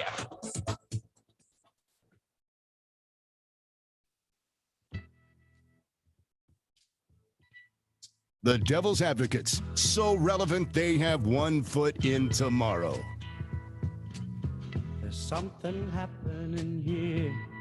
Welcome back to the Devil's Advocates radio show. Now I'm going old school, back to the Saturdays. I mean, like back, 2012. Hell, Afghanistan was only like 11 years old then. The good old days. Dominic, I've got an opinion piece from the Washington Post by James Downey. I'd like to get there in just a moment. The Afghanistan disaster started with the withdrawal's most ardent critics. But I want to play a little bit of sound from the weekend shows before we do. Rep Liz Cheney. And, you know, I sort of hold her old man responsible for a lot of the chaos in the Middle East. Dick Cheney, of course, I reference. But Liz Cheney went out on the Sunday shows and she kind of told a truth. I don't agree with Liz Cheney's truth. I don't think we should follow what Liz Cheney thinks, but I think you should hear what she had to say. Fancy Brian, going to need your help here. If you would, play cut 50, Liz Cheney. President Trump told us that the Taliban was going to fight terror. Secretary Pompeo told us that the Taliban was going to renounce al-Qaeda. None of that has happened. Calling out the former administration, Liz Cheney is. More from Cheney, cut 51. What we're seeing now is actually the opposite of ending war. What we're seeing now is a policy that will ensure that we will, in fact, have to have our children and our grandchildren continuing to fight this war at much higher cost. No, we don't have to go back. This is where we part, Liz Cheney, you war hawk. We don't have to pick up every baton, every war around the world. It doesn't have to become our war. Can't we just let it be the Russians' war or the British war? I mean, why is it got to be the Americans' war? Well, I We've been think fighting this war since the Middle Ages. Referring to their shielding of Osama bin Laden and their regime allowing, you know, these other terrorist organizations to grow under their umbrella, but she's within casting the it out borders of another their country. generation. She's casting out this for another generation. She would have us stick around another 20 No, years. I get it, and I'm not saying I agree with her. And if worst case scenario, we get to stay out of Afghanistan for 10 years until something happens again, and then we go back. Well, then we just saved a bunch of lives and $500 billion. Why don't we not go back the next time? Why don't we learn our lesson from history and not repeat it? Well, because unfortunately, if a terrorist cell, you know, grows under the rule of the Taliban and somehow figures out a way to strike this country again, what would you have us do? Well, I wouldn't send 110,000 troops to Afghanistan. Okay, but what would you have us do? I would send the Navy SEALs like we did eventually, and I'd use good intelligence, and I probably... The good intelligence, like the intelligence that said that this wasn't going to blow up and fold in 3 days, like that kind of intelligence? No, more like the intelligence of if you have a specific target, go get the target. If you want to have a war like we did initially with the Taliban in Afghanistan and you win, then declare victory and get the hell out. Why are we still fighting the same war 20 years later? We had a military victory in Afghanistan in like 2002. We were on the ground a month after 9/11, a month after they offered us Osama bin Laden on a platter. And we turned it down because, of course, the intention of the, I almost said the Walker administration, the Bush W administration, of course, was to have a war, to vindicate Papa, and to eventually get our asses back into Iraq, even if the evidence would not justify that. So Liz Cheney, your old man played a big part here, a little bit more from Cheney on the Sunday shows, when America withdraws from the world, cut 52. What we're watching right now in Afghanistan is what happens when America withdraws from the world. Really, because I'm pretty disagree. sure, her Republican president, former President Trump, would have us out by May 1st. So this is exactly what the Republicans had planned on. That's what Trump ran in. Hell, that's what Biden ran on. Well, she didn't perceive Trump as a real Republican, Dom, because Trump was kind of down against the military industrial complex. I mean, I didn't like a lot of Trump's presidency, but he didn't expand us into any more wars. He might turn his back on the Kurds, but he didn't expand us into any more wars. Anyways, a little bit more from Cheney. Afghanistan, the real lesson, cut 53. Everybody who has been saying America needs to withdraw, America needs to retreat, we are getting a devastating, catastrophic, real-time lesson in what that means. Yeah, but your dad lied us into this war 21 years ago. So you lose a little credibility but here, guilt Liz by Cheney, DNA. Liz Cheney, why are we there? What is our mission, and how do you define victory, Liz Cheney? I mean, those are the questions that should be asked of her and every Republican who has some issue with this. And obviously, we all have issues with how this thing unfolded. But at the end of the day, what is the mission? How do you define victory?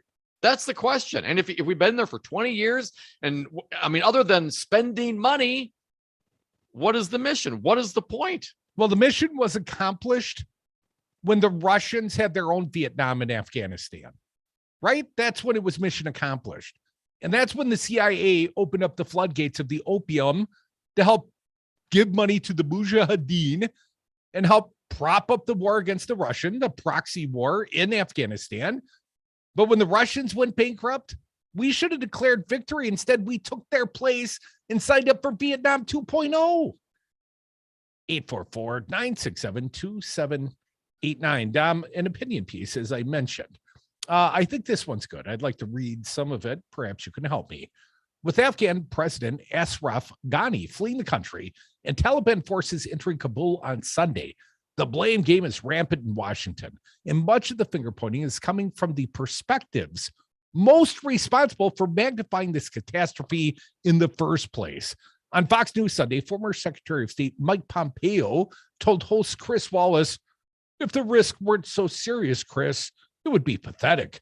This is in the context of the Biden administration that has basically abandoned the global stage in favor of climate change. They've been focused on critical race theory while the embassy is at risk." What? As Wallace pointed out, though, it was Pompeo under President Donald Trump who negotiated the deal with the Taliban that Biden is now withdrawing under. Right. And while Pompeo insisted to Wallace that Trump would have been tougher with the Taliban, that doesn't square with Pompeo's promising last year that the Taliban would work alongside of us to destroy Al-Qaeda.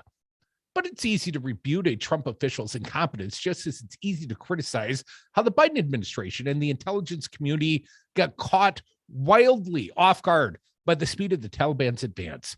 These failures, however, came at the end of a 20-year disaster. Avoiding such a long error in the future means going back to the roots of the problem. Those roots can be found in the views expressed by Rep. Liz Cheney on ABC's This Week, views shared by many other centrist and interventionist politicians and media voices. Here's what Cheney said. The catastrophe that we're watching unfold right now across Afghanistan did not have to happen. She told Jonathan Karl, the host, "This is not ending the war. What this is doing is actually perpetuating it. What we've done and what we're seeing in Afghanistan is instead of keeping 2,500 forces on the ground, which with air power working with the Afghans, we're able to keep the Taliban at bay." Now back to the author. Cheney, like many who share her view, did not include a timeline for those 2,500 forces, nor did she mention anything more specific than working with the Afghans to explain how, if those forces came home 5 or 10 or 20 years from now, the Taliban wouldn't return to power just as quickly. This ill-defined, kick-the-can down-the-road approach has defined the Afghan war for most, if not all, of the 20 years. Before Biden and Trump, Barack Obama promised multiple times the United States was winding down its presence only to reverse course. And before that, the United States invaded in 2001. The George W. Bush administration could have stuck to the narrow mission that focused on Osama bin Laden and Al Qaeda. Indeed, in December of that year, the Taliban, smashed by the U.S.-led offensive, offered to demobilize, surrender their stronghold in Kandahar, and negotiate a settlement with a new U.S.-backed government of Hamid Karzai. The Bush administration rejected that offer, like Dick Cheney and W. Crudy, instead, Bush committed the United States to building a new Afghan state and army. The latter has completely collapsed after a matter of days, but the former may have been even more embarrassing. From Karzai to Ghani, corruption and impotence have been the government's defining characteristics. And all the while, as the post-Afghan papers project showed, U.S. officials misled the public with rosy versions of events on the ground. No. Yet Cheney and other voices who swore by this failed approach tell us that we need to stay just a little longer, that a mission with no consistent definition of victory, no record of success, and no public support is nevertheless vital to sustain. These voices will argue, indeed, they have argued for the better part of the past 20 years, that leaving Afghanistan is a failure of will. But history is littered with occupations that turned into quagmires, that turned into disasters. Afghanistan alone has been the doom of the British, Soviet, and now American empires. Those interventionist politicians and establishment voices will also point to the very real dangers posed by the Taliban's success. The country may once again become a haven for terrorists, they'll argue. They'll point to the rising standard of living and the growth in education and human rights for Afghan women. They'll ask, how can we leave millions of Afghans, especially women, in danger? Yet those dangers exist because, despite 20 years, billions of dollars, and 45,000 members of the Afghan military and police forces dead, along with more than 2,300 U.S. service members killed, the Afghan government, the United States, and their allies could never create a stable, functioning state. And it has been clear for some time that such a task is impossible. Whatever the interventionists will argue, 2 decades of quote-unquote nation building and counterinsurgency have been defined by corruption, impotence, and self-delusion. As we have seen in recent days, confronting the truth was always going to be ugly, but that doesn't make it any less true. I like this piece, Dom, written by James Downey at the Washington Post. We shared it with you, our fair audience, and we love when you share your opinions with us at 844-967-2789. Going back to the phones, Chris from Sun Prairie. Welcome, Chris. What do you got for us? Hey, Chris. Hi. Well, I kind of agree with Dom. This is all about the money over there, and I really think we could end a lot of these endless wars if we just took the profit out of it. We should not allow profits to happen on war. We need to take the profit out of building tanks and guns and all of the things that. But Chris, that's the war. only thing we make as a nation state anymore. We're really good at armaments. We're really good at making war. Everything else has been outsourced. Well, if we change the profit margins, maybe we'll start making things that'll be good for the earth and not make weapons of war. We have to take the profit out of it. We really do. I feel very bad for the people that are being left there, but I mean, they really are going to need to stand up. I hope the women over there do stand up and don't go back to where they were at. I hope 20 years of education, gives them some semblance of, their presence of what they can do, and they can stand up, because I wouldn't go back. Chris, we've had Syrian refugee problems. Now we're going to have Afghanistan refugee problems. Obviously, we've got Central American immigrant refugee problems. Do you expect that Republicans next will want to shut the borders down to all these Afghanistani refugees? I think we have to stop looking at people as problems and start looking at people as like how we're going to help people, because we are going to have climate refugees all over the world. And we really need to start looking at living a lot different than what we're doing now if we're going to have any kind of a place that any of us are going to want to live in. I really just think we have to look at things differently. We need to be a society that starts caring more about people and taking care of each other, because we can't be afraid of everybody. We have to help people. Well, we're not afraid of them. We have a superior military to the Taliban. I mean, it took us a matter of weeks Took us a matter of weeks to take Iraq. We have the greatest military in the world. The thing is, we feel like we've got to use it all the freaking time. Diplomacy doesn't work in this world anymore, not when you got bigger tanks and better guns and bigger bombers. And we do. We always do. And of course, we can't pay for health insurance or feed poor people, but socialism. There's always money for war. And Northrop Grumman. Come back. More Devil's Advocates. More of your phone calls, perhaps as well.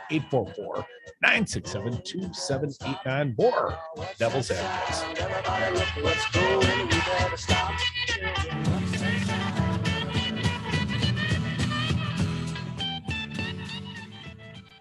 If you're not happy here, you can leave. I did what I came to do. You can leave right now. Do it now.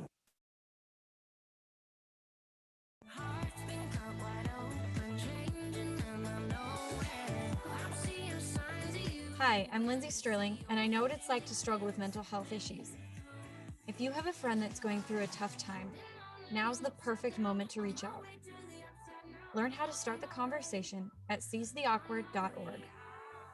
Brought to you by the Ad Council, the American Foundation for Suicide Prevention, and the JED Foundation. President Biden's American Jobs Plan would invest in clean energy jobs, move the country towards clean power, and create millions of good-paying jobs for families like yours. It's the most progressive plan to create American jobs in decades. Members of Congress need to hear that this plan would help you and your family. Join Move On's fight to help working families. Text ACT to 668-366 to join Move On. Message and data rates may apply. Paid for by MoveOn.org Civic Action. Hi, this is Dom from the Devil's Advocates inviting you to join us on Patreon.com. Patreon allows for our audience to access exclusive programming not available anywhere else and gives you the ability to directly support the greatest radio show ever. History's patrons have supported the works of Michelangelo, Leonardo da Vinci, Monet, and now with your support, the Devil's Advocates. So please go to Patreon.com and search the Devil's Advocates to pick your subscription. That's Patreon.com and the Devil's Advocates, the greatest radio show ever.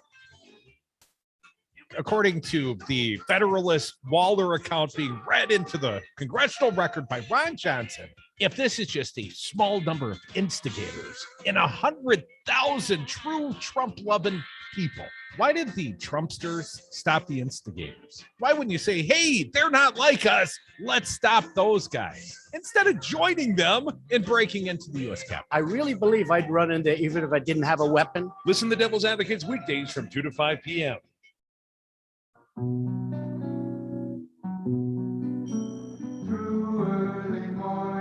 The Devil's Advocates, making radio great again. And we are back. Thank you for listening to the Devil's Advocates radio show. You can always join us on the phones, toll-free talk or text. You can hit us up at 844-967-2789. So Republicans will be merciless to Joe Biden, and they're going to completely misconstrue what he said during the context of this speech to the nation. Fox News, it'll be brief sound bites, and here's what he really said. It's capitulation and what? And what then?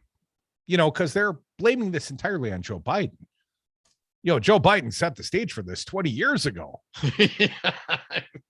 Yeah, I mean, unfortunately, that's the political world we live in, right? And hopefully we'll have an educated population who is, taking in this information. They'll be able to digest and read and parse it out. Educated population, slow down.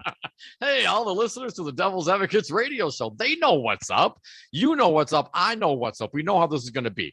But at the end of the day, still, regardless of what you think of the totality of the president's speech, when's a good time, right? It wasn't 10 years ago. Later. It's gonna be 10 years from, or it's always later. A right? different Not now. day. Soon.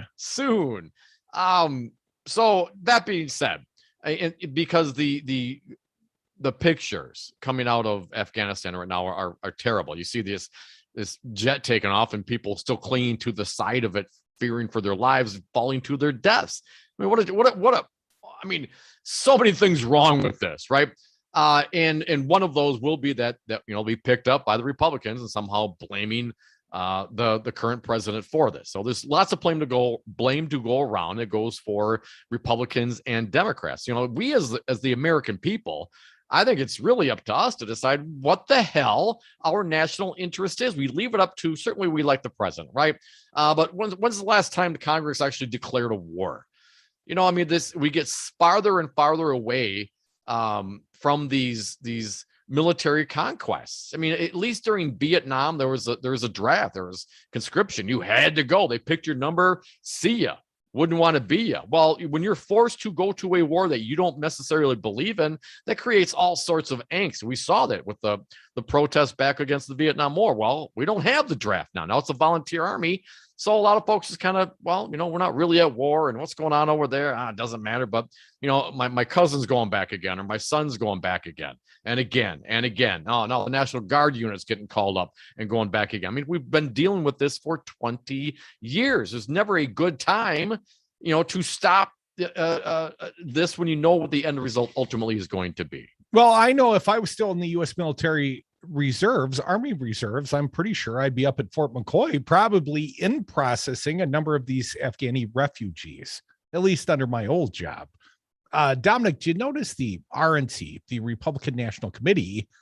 Well, they deleted the campaign page touting Trump's historic peace agreement after Afghanistan imploded. Did you notice they've done a little editing on the webpage? They pushed back a little bit on that, but I'm not clear exactly what the specifics are. Really? It's our buddy Dave Weigel at the Washington Post reporting the Republican National Committee has memory hold a page on their website that touted Donald Trump's historical peace agreement with Afghanistan as Kabul fell on Sunday afternoon, and the finger pointing began over who's to blame: President Joe Biden for pulling the military out, or Donald Trump for negotiating the release of Taliban soldiers who have taken part on the assault on the Afghanistan capital. Weigel noticed a change at the website. How quickly can the politics around Afghanistan change? Here's a section on the RNC's website in June. Click it now and you get a 404 error, he wrote, with an accompanying screenshot of the page when it still existed. That's our pal Dave Weigel. He appears occasionally on the show. As he notes, clicking on the URL takes a curious reader to a 404 error page that features President Joe Biden and states 4040 error. It looks like you were as lost as Biden is. Weigel's claim was supported by the Guardian's Hugo Lowell, who wrote, new Republican parties removed a page from their website bragging about Trump's deal with the Taliban that committed Biden to withdraw 5,000 U.S. troops from Afghanistan and led to the fall of Kabul today. He also had it, Dom, so seems like it's been verified by at least two journalists. I thought I saw it. I was looking for the response from a Republican on this, something about Joe Biden's fault. It's all Joe Biden's fault, isn't it? Well, that's what they would have you believe. Well, listen, I mean, it doesn't matter. They take it off their webpage. You can't take down what we played of Trump. When we have the sound, let's maybe play it again. Brian, we got cut number 1. Is that available again? I mean, so you can update a webpage and take down a page and do what you want, but you can't take away the fact that this is what the president said. If you would please, Brian, cut number 1. I started the process. All the troops are coming back home. They couldn't stop the process. 21 years is enough, don't we think? 21 years. They couldn't stop the process. They wanted to, but it was very tough to stop the process when other things are at. Yeah, thank you. Thank you. It's a shame. 21 years by a government that wouldn't last. The only way they last is if we're there. What are we going to say? We'll stay for another 21 years, and we'll stay for another 50. The whole thing is ridiculous. So we're bringing our troops back home. So there you go. There was the former president. And let's also not forget that they also released with Pompeo. We got pictures of him with Abdul Ghani Baradar, who's going to presumably be the head of the Taliban now in Kabul, in Afghanistan. They arrested him. Pakistan arrested them per our request. And per our request, they also released him some years later. And they used him, at least as Pompeo would have it, as the Trump administration would have it, use him to help negotiate peace. And what about those 5,000 troops that they released not so long ago as well? So listen, they're going to do what they're going to do, but the facts are what the facts are. Yeah. Hell of a time right now with this administration, and the pictures that we're starting coming out of Afghanistan are absolutely terrible. No doubt about it. But that does not take away from the fact that what this administration was given and what the last administration was given, and what the last administration before that was given, at some point, it's got to end. Unless someone can define the mission and tell us what success is going to be, why the hell are we spending blood, treasure, and efforts, and for what? Well, Dominic, I wonder what they are saying over on Foxy News. Well, here's a little peek. Fox News host Brian Kilmeade on Monday disagreed with a Gold Star husband who doesn't want additional troops to die after losing his wife while she was deployed in combat. Pardon me, I'll bring this back up momentarily. As U.S. officials said its allies were withdrawing from Afghanistan, Kilmeade spoke to 3 family members of fallen troops about the Taliban's return to power. What does that tell you about the incompetence that's going on right now? Kilmeade asked Joe Kent, whose wife died serving in the U.S. military. It's an absolute disgrace, Kent replied. We need to get our people out. This lack of planning shows that once again, the military industrial complex right now, led by someone like Lloyd Austin, they were expecting that they could slow roll Joe Biden once more to leave our troops in Afghanistan. Their plan was always to leave our troops in harm's way and to continue these wars. We need to get out. Kilmeade disagrees. Anyways, more Devil's Advocates. Come back. The 4 o'clock happy hour starts right now. I'm Satan reincarnated. Everything you want. Everything. That's the fact. You feeling stressed or anxious, trying to figure out this new world? Maybe just feeling sore after all that summer yard work? You should come try Knuckleheads. With a new location at 520 State Street, Knuckleheads has the best CBD and wellness products Madison has to offer. Come talk to a friendly neighborhood Knucklehead today and see if CBD works for you. You can call the shop at 608-284-0151 or check out the website, knuckleheadcbd.com, with any questions. And I'm Lando Commando, and I'll see you there at our new location, 520 State Street. Yeah!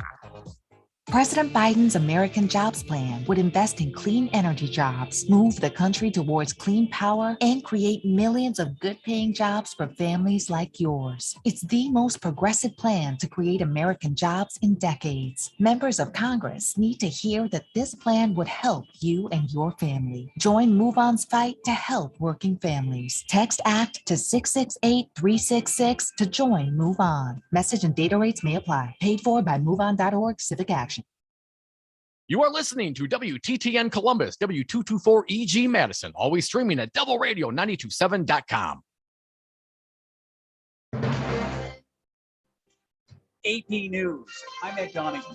President Biden says he understands he will be criticized for his handling of the withdrawal from Afghanistan, but I stand squarely behind my decision. The president spoke at the White House on a day where thousands of Afghans rushed into Kabul's main airport, some so desperate to escape the Taliban, they held onto a military jet as it took off and plunged to their deaths. President Biden says he's not interested in nation building. I'm deeply saddened by the facts we now face. But I do not regret my decision to end America's war fighting in Afghanistan and maintain a laser focus on our counterterrorism missions there and other parts of the world. The president used a statement that had been made by President Harry Truman. I am president of the United States of America, and the buck stops with me. The president says the U.S. will continue to speak out for the rights of people there. The scenes we're seeing in Afghanistan, they're gut-wrenching, particularly for our veterans, our diplomats, humanitarian workers, for anyone who has spent time on the ground working to support the Afghan people. The Taliban enforced their rule over the capital, Kabul, after a lightning advance across the country that took just over a week. Senate Minority Leader Mitch McConnell calls this an unmitigated disaster. Every terrorist around the world, in Syria, in Iraq, in Yemen, in Africa, are cheering the defeat of the United States military by a terrorist organization. Winds are picking up around a big wildfire, the Dixie Fire in Northern California. Pacific Gas and Electric is warning thousands of customers it might cut their electricity to prevent new fires from igniting if gusts damage power lines. On Wall Street, stocks finished mixed. The Dow up 110 points.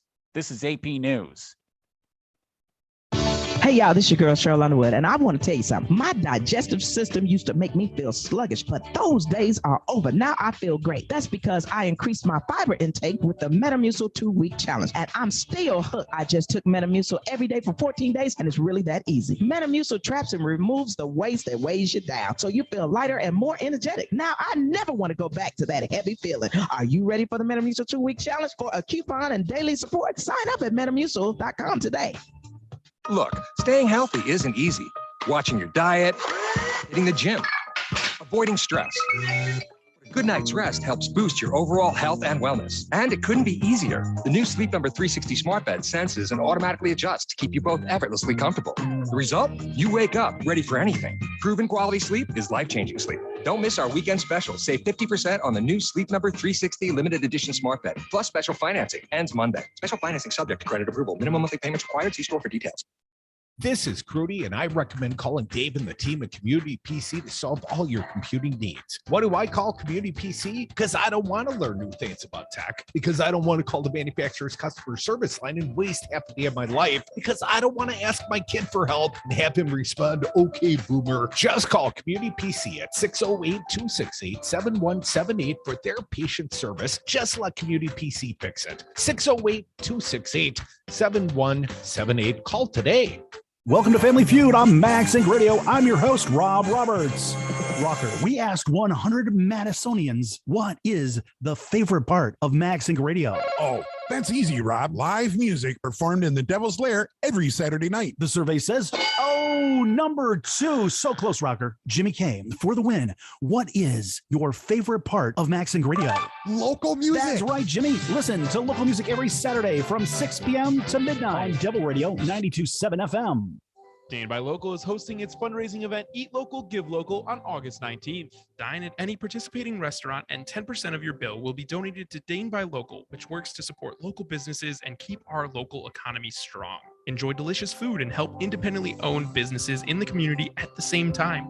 For more information and to see a complete list of participating restaurants, go to danebylocal.com. That's Dane, B-U-Y local.com. Eat Local, Give Local on August 19th. Hi, this is Cody with Go Landscaping. We do full yard installs, retaining walls, and certified dry stone masonry. Let us turn your dream for an outdoor living space into a reality. Go Landscaping is still taking on new commercial and residential lawn care for this summer, or let us bid your snow removal for fall. Find us at golandscapings.com. Again, that's golandscapings.com.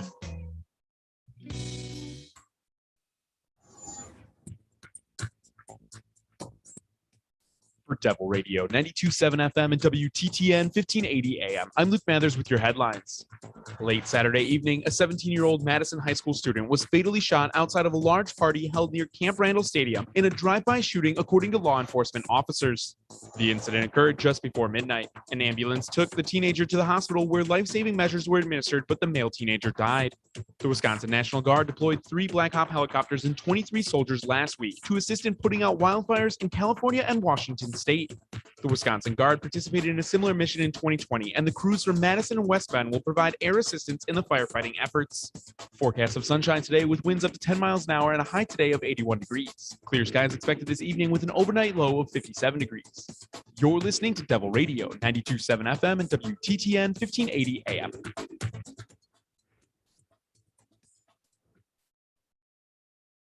Warning, you are about to listen to the greatest radio show ever.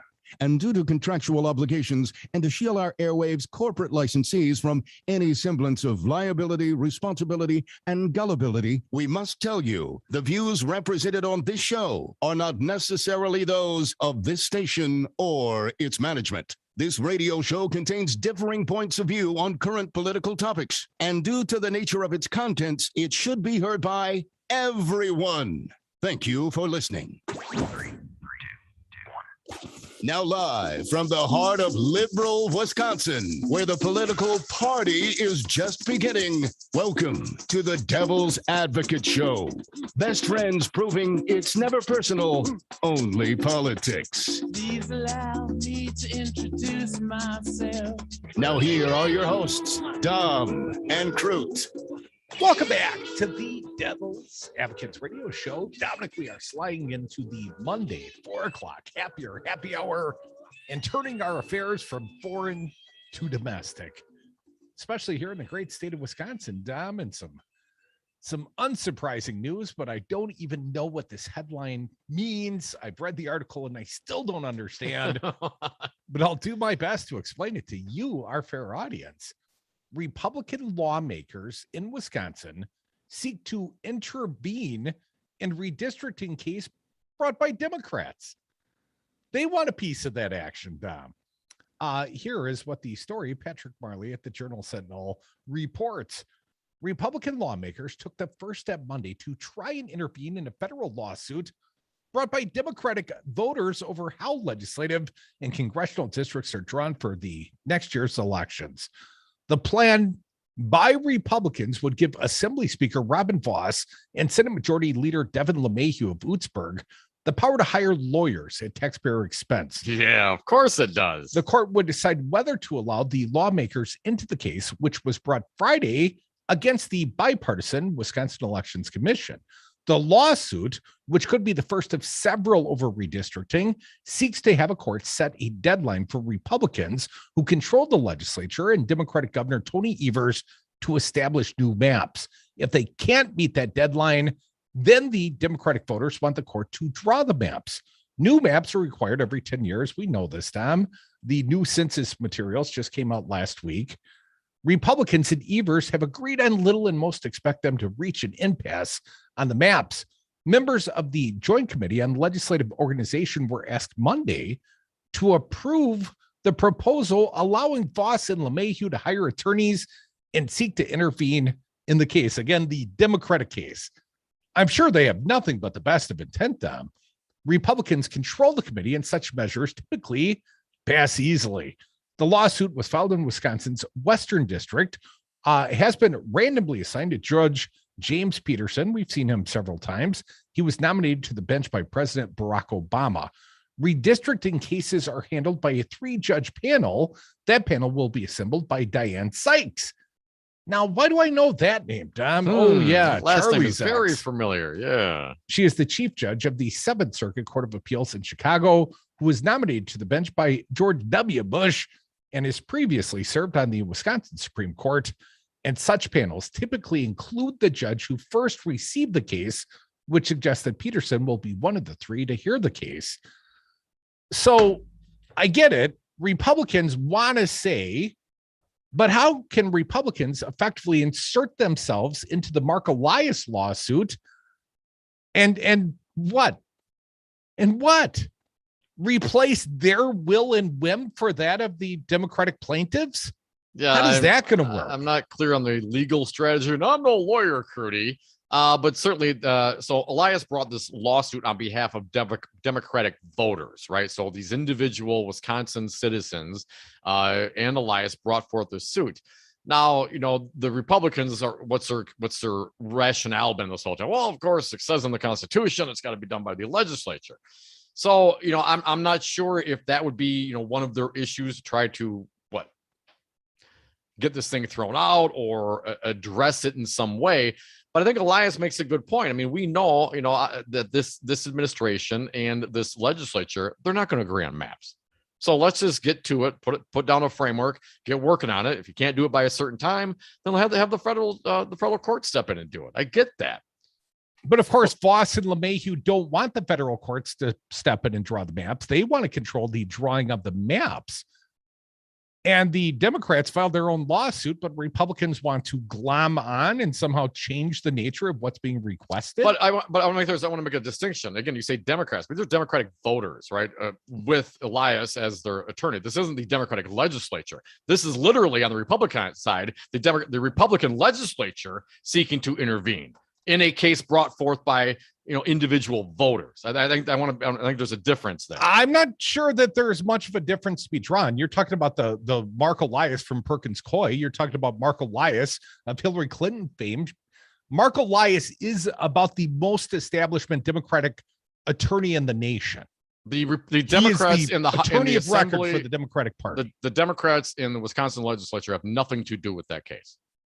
I guess that's my point. And the Republicans are, by their very action here, by asking this committee to approve this, they themselves, as the legislature, are trying to insert themselves into the case. The Democrats, as the legislature, have not filed or not part of this case. The Democratic legislators don't have standing or cause to file suit under any circumstance, Don. They're in the legislative minority. They would never have a say in this. So I don't know how that's pertinent. I guess I'm telling you because you Democratic legislative. Yes, but they don't have any say. Voters. I don't know why this is so difficult. I'm not trying to make this difficult. My point being is that it is the Republican legislature who are trying to intervene in this case. And you say against Democrats. Well, yeah, against Democratic voters, not against the Democratic legislature. This isn't a party issue with regards to the Democrats. It's absolutely a party issue. This was a lawsuit rolled out by the Democrats. Mark Elias is representing Democratic interest. Democratic voter, yeah, very Democratic specific, Party itemized interest. and labeled and identified Democratic voters, not the Democratic Wisconsin legislature. Thank you for drawing that distinction with on purpose. The lawsuit is on behalf of Democratic voters broadly, specifically the Democratic Party, also specifically the Democratic legislative minority in the state of Wisconsin. You read that lawsuit, right? Yeah, I read every word of that. And lawsuit. The Democratic Party of Wisconsin is in that lawsuit? No, they don't have to be represented by the intent of the lawsuit. The Whitford lawsuit wasn't filed by the Democratic Party either, but it represented the advocacy and the desire of the Democratic Party, as does this lawsuit. Okay. This is a Democratic lawsuit. For Republicans to insert themselves in this process, Dom, is abnormal. That's not the way it normally works. Normally, one litigant doesn't get to say, I want to affect your lawsuit over there. I want to enjoin myself in your lawsuit, even though ideologically, I am differing from you in this lawsuit. I want a differing outcome. In fact, I'd like to squelch this lawsuit in all probability. That's the Republican goal here. Sure. But no, I didn't see Gordon Hentz sign on as one of the plaintiffs because it wouldn't have been for Gordon Hentz to be a plaintiff in this lawsuit, just like it's not for Devin LeMahieu or Robin Voss to be participants in this lawsuit. They have no standing in this lawsuit. Is the lawsuit that you read, the 22 pages, specifically asked the federal court to set a guideline for the administration and the Republican legislature, the Republican-led legislature, to agree to terms on a time frame for drawing the maps, right? That's already intervening into what the Republicans are sure to say is their constitutional duty to perform those actions. What it does is without the influence of the Democratic voters or Elias or this lawsuit. Well, what it does is it does not allow, presuming this lawsuit goes forward in the federal courts and Peterson accepts the arguments of the Democrats led by Mark Elias, it preemptively prevents the Republican legislature from using the prior maps, right? Yes. That the Republicans also got to draw 10 years ago. And we don't want that. The Democrats specifically don't want that. The Republicans would be just fine with that. So you've got conflicted interests going on here, clearly, Dom, and that's the part that doesn't make any sense about this. It's not who filed the lawsuit on behalf of Democrats. It's a question of how can Republicans insert themselves in the specific filed lawsuit in the federal courts on behalf of the Democrats. I don't think they should be accepted as participants. Just out of fairness. Yeah. But they are, again, they're labeled. They're, at least they're going to, if this lawsuit goes forward and is accepted, it would impose upon the Republican-led legislature to do very specific things. And in that regard, perhaps they have a point to be involved in this lawsuit. Then they do. They're called defendants.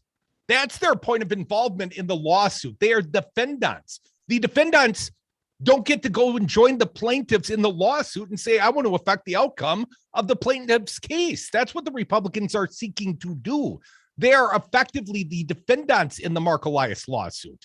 The Republican legislature and their bad intent and their malfeasance, they're the ones that are defending their actions, or at least that's what Elias is hoping the federal courts will force them to do. You don't get to be the defendant and the plaintiff in the same suit. Can't be a pimp and a prostitute too. Well, that would be more logical than being both the plaintiff and the defendant in the same suit. 844-967-2789. Jeannie from Eau Claire, welcome back. What do you got? Hey, Jeannie. Hi, guys. How do you, does it say specifically Democrats? Because there could be a lot of independents they're representing too. And then what are they doing using taxpayer money that these people, everybody paid in to join in a lawsuit that they have no business in? Man, these guys are really pathetic. Thank you for that information. I wouldn't have heard that on my side of the state. Thanks, guys. Well, Jeannie, it's strange because the Republicans also have their own legal point of view in this lawsuit. And they've also hired their own attorneys. Already. So they effectively have a position in this lawsuit. My perception is it's defendants. The plaintiffs are led by Mark Elias and the Democratic individual voters from the 2nd Congressional District, the 26th Senate District, and the 76th, 77th, and 78th Assembly Districts. And they're the ones here in Dane County, Jeannie, where the population has exploded. And if they use the former maps, we the voters of Dane County in these specific districts would see a dilution of our votes under the 14th Amendment, one man, one vote. That's not permissible. But these Republicans, this is some dirty pool, Jeannie, and I would expect nothing less of Robin Voss and Devin LeMahieu. Appreciate your call, Jeannie. Come back. More Devil's Advocates. Join us on the phones. 844-967-2789.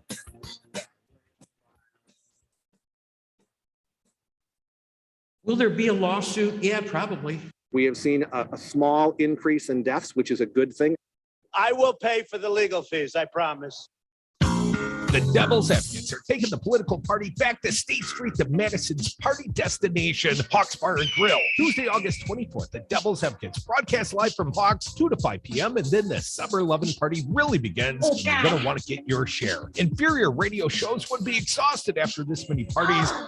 But the Devil's Advocates have prayed our whole lives for this. We were built for Summer Lovin'. Come to Hawks Bar and Grill. Tuesday, August 24th, party with the Devil's Advocates and get your Summer Lovin' on. Hi, I'm Mike Crute, and I'm the owner of Devil Radio. I'm asking for your support now. Wisconsin has 81 conservative radio stations, blanketing the entire state with conspiracies of stolen elections, anti-vaxxer messaging, and it's all fueled by dark money. The left's best and only on-air voices in our state cannot be funded entirely by pizza parlors. The battle for the soul of Wisconsin is ongoing. Go to devilradio927.com and click the Support Devil Radio tab. Give now if you can. Thank you. This is Rocker. I'm sitting on the patio at Salvatore's Tomato Pies on East Wash, and I'm enjoying a floral-forward Manhattan called As Long as There's Whiskey. It features Rocker Rye whiskey with a hint of blueberry, a touch of smoky Amaro, and it's finished off with St. Germain. It's a Rocker Rye Manhattan at Sal's Tomato Pies on Livingston. Ask for it by name, As Long as There's Whiskey. You can also enjoy Rocker Spirits at the Wisco and Tiny's Tap on Willie Street. You must be 21. Please drink responsibly. I've already guaranteed this will be my last term. I'm doing this because I want to solve these problems. Was it problem solving when you blocked COVID relief or when you downplayed the insurrection? I want to do it because I'm so concerned about the direction of this country. I've got something to offer. Like becoming a hydroxychloroquine salesman? I'll go home, smile on my face, realizing I'd left it all on the field. You must be exhausted. I don't feel like my time here has been particularly successful. Go home. This message was paid for by the People for People Corporation. Donate online at p4ppc.org. Hear history as it happens, only on Devil Radio 92.7 FM.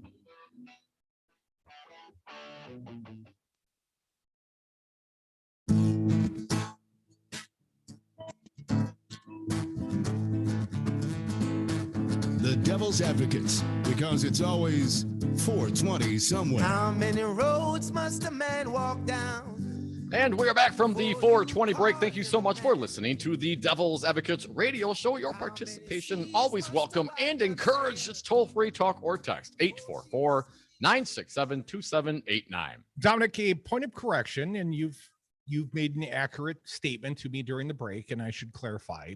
The Wisconsin Elections Commission is technically the defendant in the Mark Elias lawsuit. It's not specifically the Republicans or LeMahieu or Voss. Right. They're not named by name as the defendants. But of course, it is their prior redistricting. It is them that have the legislative control and will submit the maps to the Wisconsin Elections Commission. It is effectively the actions of the Republican legislative majority that are being called into question and being restrained. But you're right, the party that's specifically being sued through their official capacity are the 6 elections commissioners on the Wisconsin Elections Commission. And technically, it's not a Democratic lawsuit, but if the lawsuit was being rolled out by the Wisconsin Institute of Law and Liberty, I don't think we'd have to draw this many distinctions on whether or not it was a Republican lawsuit.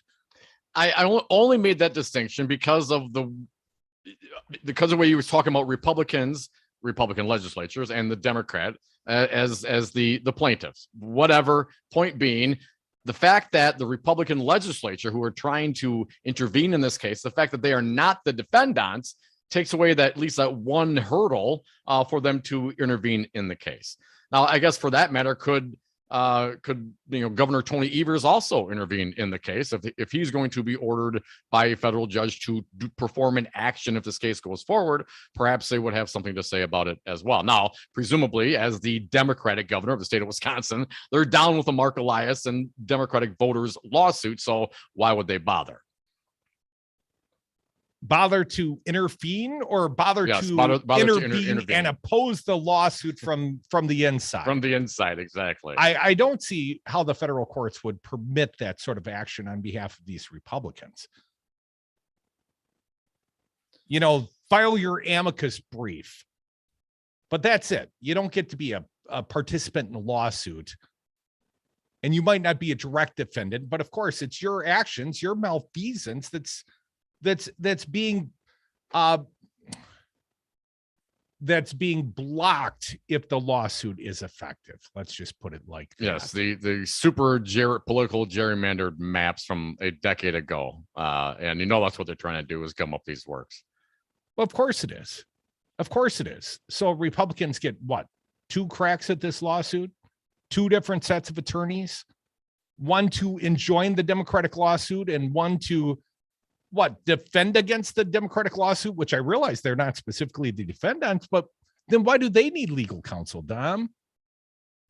Well, hell, everyone needs legal counsel. It's not their money. It's OPM. So, the Republicans, the fiscal conservatives that they are. But this has gone all the way up the ladder to the Wisconsin Supreme Court, which has ruled they have the right at taxpayer expense to hire on a retainer $30,000 a month, hire outside counsel.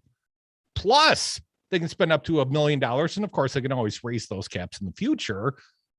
But that is to defend the maps they haven't even drawn yet, Don. Right, exactly. That's the 2020 maps or 2021 maps. But now they are taking a separate step through Republican-controlled legislative committee to hire new lawyers and try to intervene on the plaintiff's side in a lawsuit, of course, that they would like to squelch because they want the outcome to fail of this lawsuit. They'd like to be able to use the 2011 maps. That would certainly give them an advantage in the spring elections, any election before they get these new maps drawn. So well, Republicans are already starting to say you can't use the new maps until 23 or 24. So we know what their end game is. And I'm sorry if I didn't use the proper distinctions for each and every part of this lawsuit and who the actors are and what their technical roles are in this lawsuit. But we know what their actual roles are. This is Democrats effectively through Mark Elias in the lawsuit against Republicans. And the battlefield is the federal courts. And the Democrats are trying to get the federal courts to draw the map as they have historically, except for the last time when Republicans got to draw the maps. And Republicans would like nothing better than to have a 4-3 majority at the Wisconsin Supreme Court say, you know what? Legislative choice, legislative discretion. And sure, they're hugely partisan, but unless you can prove specific, racial inequities in the maps drawn, unless you can sue specifically on a racial reason, well, any partisan Political maps, no matter how gerrymandering, bad. according to the Roberts Supreme Court, is entirely permissible. And hell, if that's the case, then everyone should be doing it, right? I mean, that's essentially what they've said, which is terrible. I mean, what a terrible ruling is that? Now we got to deal with these consequences. So it's not going to be the U.S. Supreme Court. And who knows, maybe those Republicans, if they are successful in intervening, try to get it back into the state courts where they get their conservatives on the Wisconsin Supreme Court in their corners. And you realize the Democrats actually have a federal legislative piece that might solve this problem preemptively. Yeah. AB1, SB1, we've talked about a couple times. And there's a complementary piece, the John Lewis voting rights bill. But, part of that bill is ending the policy of partisan gerrymandering on a state-by-state level. It forebodes it. And of course, Republican lawmakers like Robin Voss and Devin LeMahieu, who can't win on their good ideas or great candidates, will fight tooth and nail for every electoral advantage they can possibly get down. They'll misconstrue to their constituents and the people of the state of Wisconsin. And put the bill on the people of the state of Wisconsin. Oh, sure. Well, that's the least of my concerns at this point, man. My greater concern is that this minority rule of the governance, not just here in the state of Wisconsin, but all across the nation, only can work with tools like the gerrymander and voter suppression. I mean, that's the only way it works. Republicans can only lead from a minority if they cheat. And part of that is trying to enjoin on the plaintiff's side of a lawsuit, which doesn't even make logical sense. And it makes it difficult to explain on the radio. Come back, more devils. Blowing in the wind.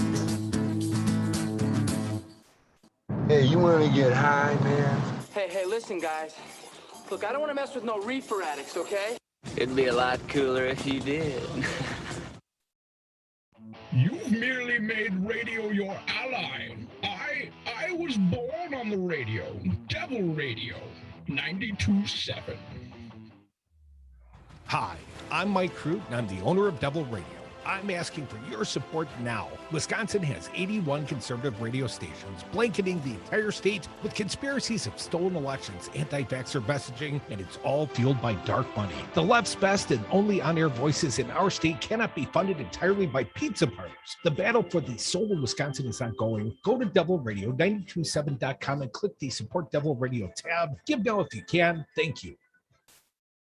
Hey, Jimmy, have you heard of the new live music venue in downtown Brooklyn? New York City? No, Jimmy. Main Street Music in Brooklyn, Wisconsin, 20 minutes south of Madison. I see they feature local music like rock, country, and they even get heavy sometimes. Well, that's right, Jimmy. Brand new stage, live music Friday and Saturday nights. We have Sunday Bloody Mary bar with open mic, plus a full bar and locally made pizza. We are Brooklyn, Wisconsin's only live music venue. For more information, find us on Facebook or go to mainstreetmusicmore.com.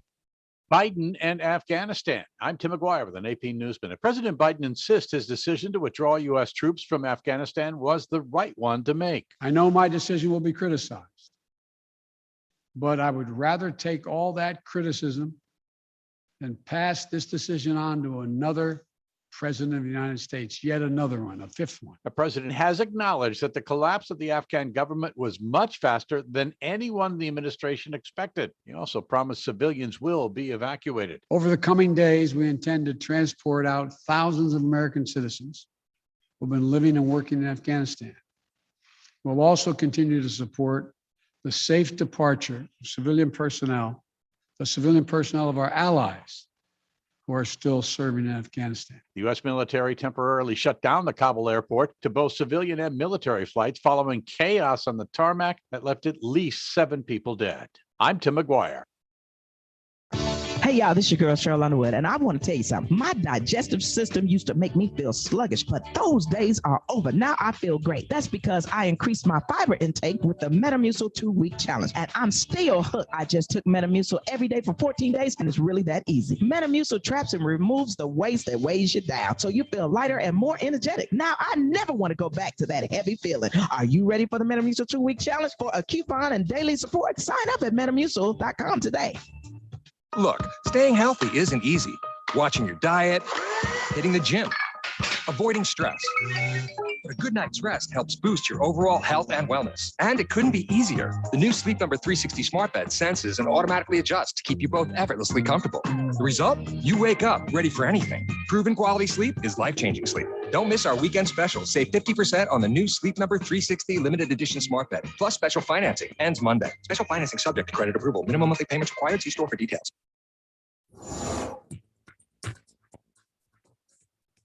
For Devil Radio, 92.7 FM and WTTN 1580 AM. I'm Luke Mathers with your headlines. Last night, the Pentagon and the Department of Defense began floating Fort McCoy near La Crosse, Wisconsin, as a potential location for Afghan refugees arriving to the United States after they were evacuated from the country before Afghanistan fell to the Taliban. Wisconsin refugee organizations began preparing yesterday to welcome any potential Afghan refugees set to arrive in the immediate future. Resettlement agencies have not yet been informed of any specific plans, but normally have multiple weeks, if not months, to prepare for refugees. Some agencies believe refugees could begin arriving within days. The Pentagon reports preparing for up to 30,000 Afghan refugees. It is unknown how many, if any, will be sent to Fort McCoy to begin their resettlement. Forecast of sunshine today with winds up to 10 miles an hour and a high today of 81 degrees. Clear skies expected this evening with an overnight low of 57 degrees. You're listening to Devil Radio.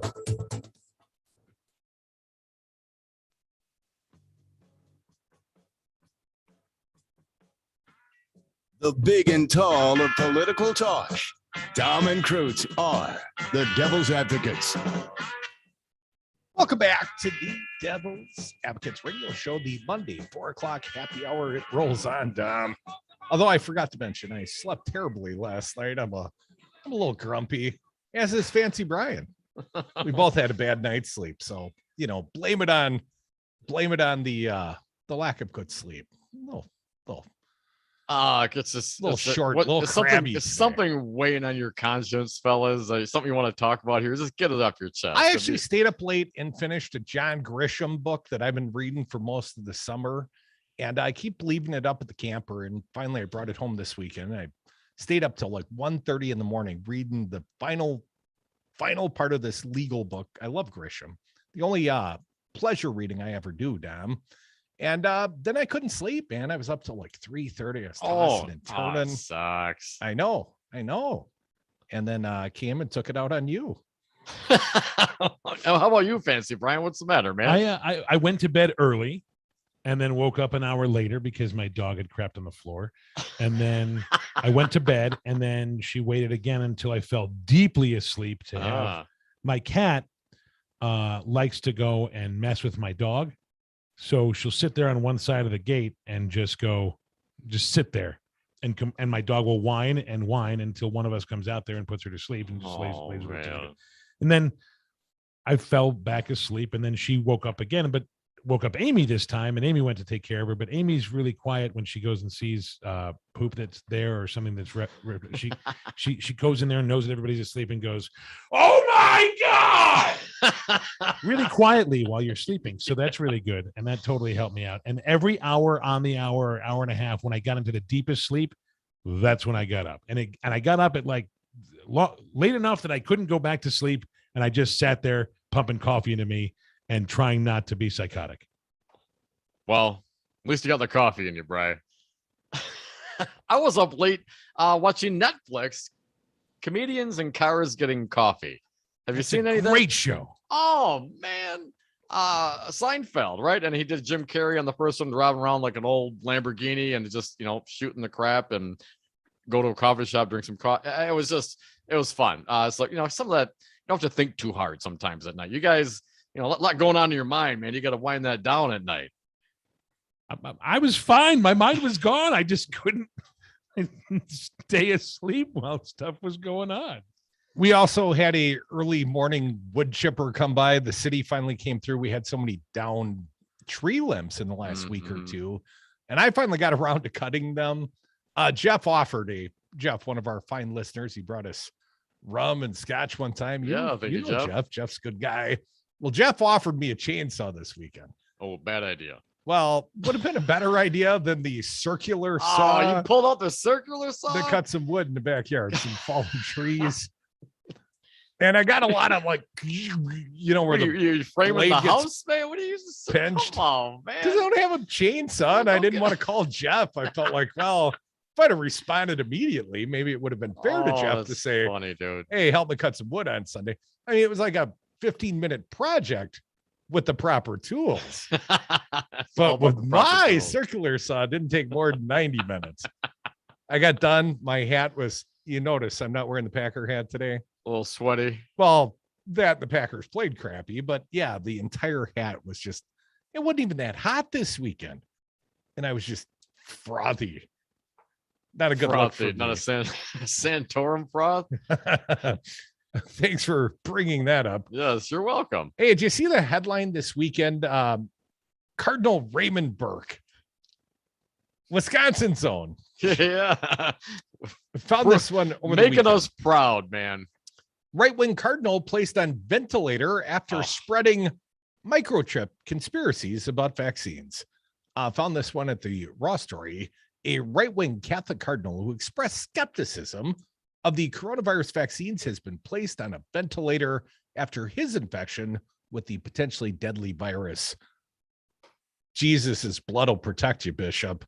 Cardinal Raymond Burke was hospitalized in Wisconsin, where he was a bishop from 1994 to 2005 and receiving breathing assistance from a ventilator, according to the St. Louis Post-Dispatch. Now, his Twitter account did send out a tweet as well. Doctors are encouraged by his progress. Someone close to the cardinal tweeted from his Twitter account, His Eminence faithfully prayed the rosary for those suffering from the virus. On this vigil of the Assumption, let us now pray the rosary for him. The 73-year-old Burke lives in Rome, but became ill while visiting Wisconsin, where he was raised and founded a church in 2008, according to Elizabeth Westhoff, a friend and his former press secretary.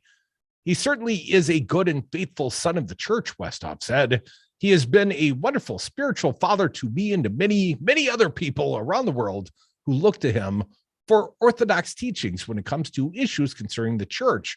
Knowing him, I'm sure that he's offering this up, as we say in the church, for those who are suffering from COVID right now, along with him. The cardinal, according to the story, Dom, has expressed skepticism about social distancing and opposed mandatory vaccinations against COVID-19, which he called the Wuhan virus in a homily. And in May of 2021, spread false claims that vaccines contain microchips that would allow governments to track the recipients. Is that official Orthodox Church teachings? I'm wondering, Catholic Church. Never ask a Navy man if you'll have another drink. What was Burke part of the crew that wanted to prevent Joe Biden from taking communion as well? Oh, that's a great question. I wouldn't doubt it. Here's the final quote from Burke from his December homily. It has been used by certain forces inimical to families and to the freedom of nations to advance their evil agenda. Evil. You know, of course, I'm not a religious man, Crudy, and this kind of jackassery seems pretty karma, and I don't. It was Cardinal Burke that specifically sought to withhold the communion from Joe Biden. Yeah. That happened back in April of 2021. Mm-hmm. Biden should not receive the Holy Communion, according to the now COVIDed Bishop Burke. Cardinal Burke, do you I guess think his title Burke, officially. now having the coronavirus and on a ventilator, which is terrible for any human being, do you think he's thinking that maybe Jesus and God is punishing him for his asinine statements about the Wuhan virus and that microchips could be in the vaccines to allow governments to track you? Do you think there's any reflection on his, or even to punish him for, not wanting the president Biden to receive communion. You think there's any of that going on in his head? Doubt it. No, Self-reflection. No. Leaving it in God's hands. This is a challenge set forth by God, a test of faith, as it were, like Job. Joe or Job? Job. Okay, I don't know who that is. Well, he's the one who was, was he eaten by the whale? Yes, but basically he was tested. Pretty much everything in his life was burned or destroyed or killed or ruined, and that was just to test his faith, because God's a loving God. At least I think it was Jonah and the whale. Jonah and the whale. Job got everything destroyed. That sucks. Jonah got eaten by the whale and lived in the whale's belly for a bit. Yep, makes sense to me. Enjoy the shrimp. But it's terrible. Listen, I mean, and it's not just, these religious guys and a guy like this, and knowing this guy's background, I mean, karma's a bitch, man. But it's even some of these the right-wing talkers. I saw one guy in Florida passed away literally from coronavirus last week. I think we talked about it briefly. There's another right-wing talker. Yeah, another Florida guy. Also, and apparently in the ICU, having some very serious complications with his lungs on this issue. Another anti-vaxxer, right-wing talker. And again, I don't want to dance on anyone's grave or be happy about it, because this is terrible. I mean, this is a public health problem. And I just, you see some of the reportings of just terrible situations, people in bed in the hospitals, and, total Trumpsters and maggots, and saying, God, I wish I would have taken the vaccine, and encouraging everyone else to get the vaccine while they're sitting there. And we've, heard the stories from the doctors and the nurses, the patients imploring to them, they got the COVID. Can I get the vaccine? No, you can't. It is now too late. And still some people and people obviously still continuing to perish from this pandemic. I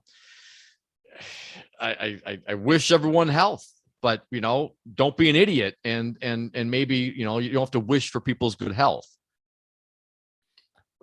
Dominic, sort of on a related topic, did you see that 3 Oconomowoc, I know how to say it, school board members resigned after disagreements? Let's just say they abruptly resigned last night. Rick Rothhaus, Kim Hero, and Dan Rosh announced they are no longer part of the school board, effective immediately. If you're going to quit right now. Right, I'm done. Right. Our desire was to help the school board become a high-functioning governing body in support of the incredibly important work of teaching students and helping them grow into healthy, productive, capable, and caring adults, the release stated.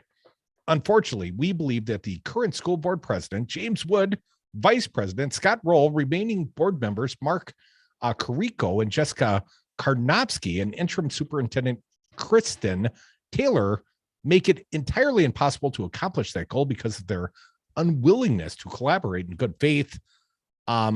Unfortunately, let me read one sentence. In the release, the 3 stated that the school board work should be bipartisan. Unfortunately, that's no longer the case. The OASD board has been dragged into partisan cultural wars by some members of the board, the narrow minority, hyper-political group to which they have identified and by whom they are influenced. That'd be QAnon? Last year, a group called Oconomowoc Citizens Represented attempted to recall Hero, Scott Roll, and Juliet Steitzer because they voted to begin the school year in a hybrid model. How dare they? Members lead the recall charge were upset over the board members' decision not to approve a model that features having students in the classroom 5 days a week. While Grothhaus and Rosh also voted in favor of the hybrid model, they were not eligible to be recalled since under state statute they hadn't served in their jobs for over a year. The recall attempt failed because Oconomowoc Citizens Represented did not get the required number of signatures needed to force a recall election. Kind of like Tony Evers, right? Weren't they going to recall Tony? Oh, yeah. Good people are not going to run for office when their reputation will be damaged because of partisan bickering. No quality candidate is going to step up and put their reputation on the line when it really comes down to what camp are you in? What team do you play for? If you say, I don't want to play for a team, I want what is best for the students, it won't make a difference because your name's going to be slandered if you're not on the right team. Growth House, Hero, and Rosh said they are concerned about how Taylor, the interim superintendent, and the remaining board members are responding to the pandemic. Since there is no ability to engage in meaningful dialogue, even on the issue of health and safety of our students and staff, we cannot be part of an organization that is so non-responsive to every constituent's concerns, not just the minority segment, and is so cavalier about our students, staffs, and community's health and safety, the release stated. Taylor thanked the 3 board members for their service to the school district and said public service is a difficult endeavor that has been exacerbated by the current division in society as a whole. Our school board has been divided over the past couple of years, and the majority shifted with the election last April. Last year, they had to lead through the difficult COVID issues and then receive the resignation of the longtime successful superintendent. So the battle lines drawn, Dom.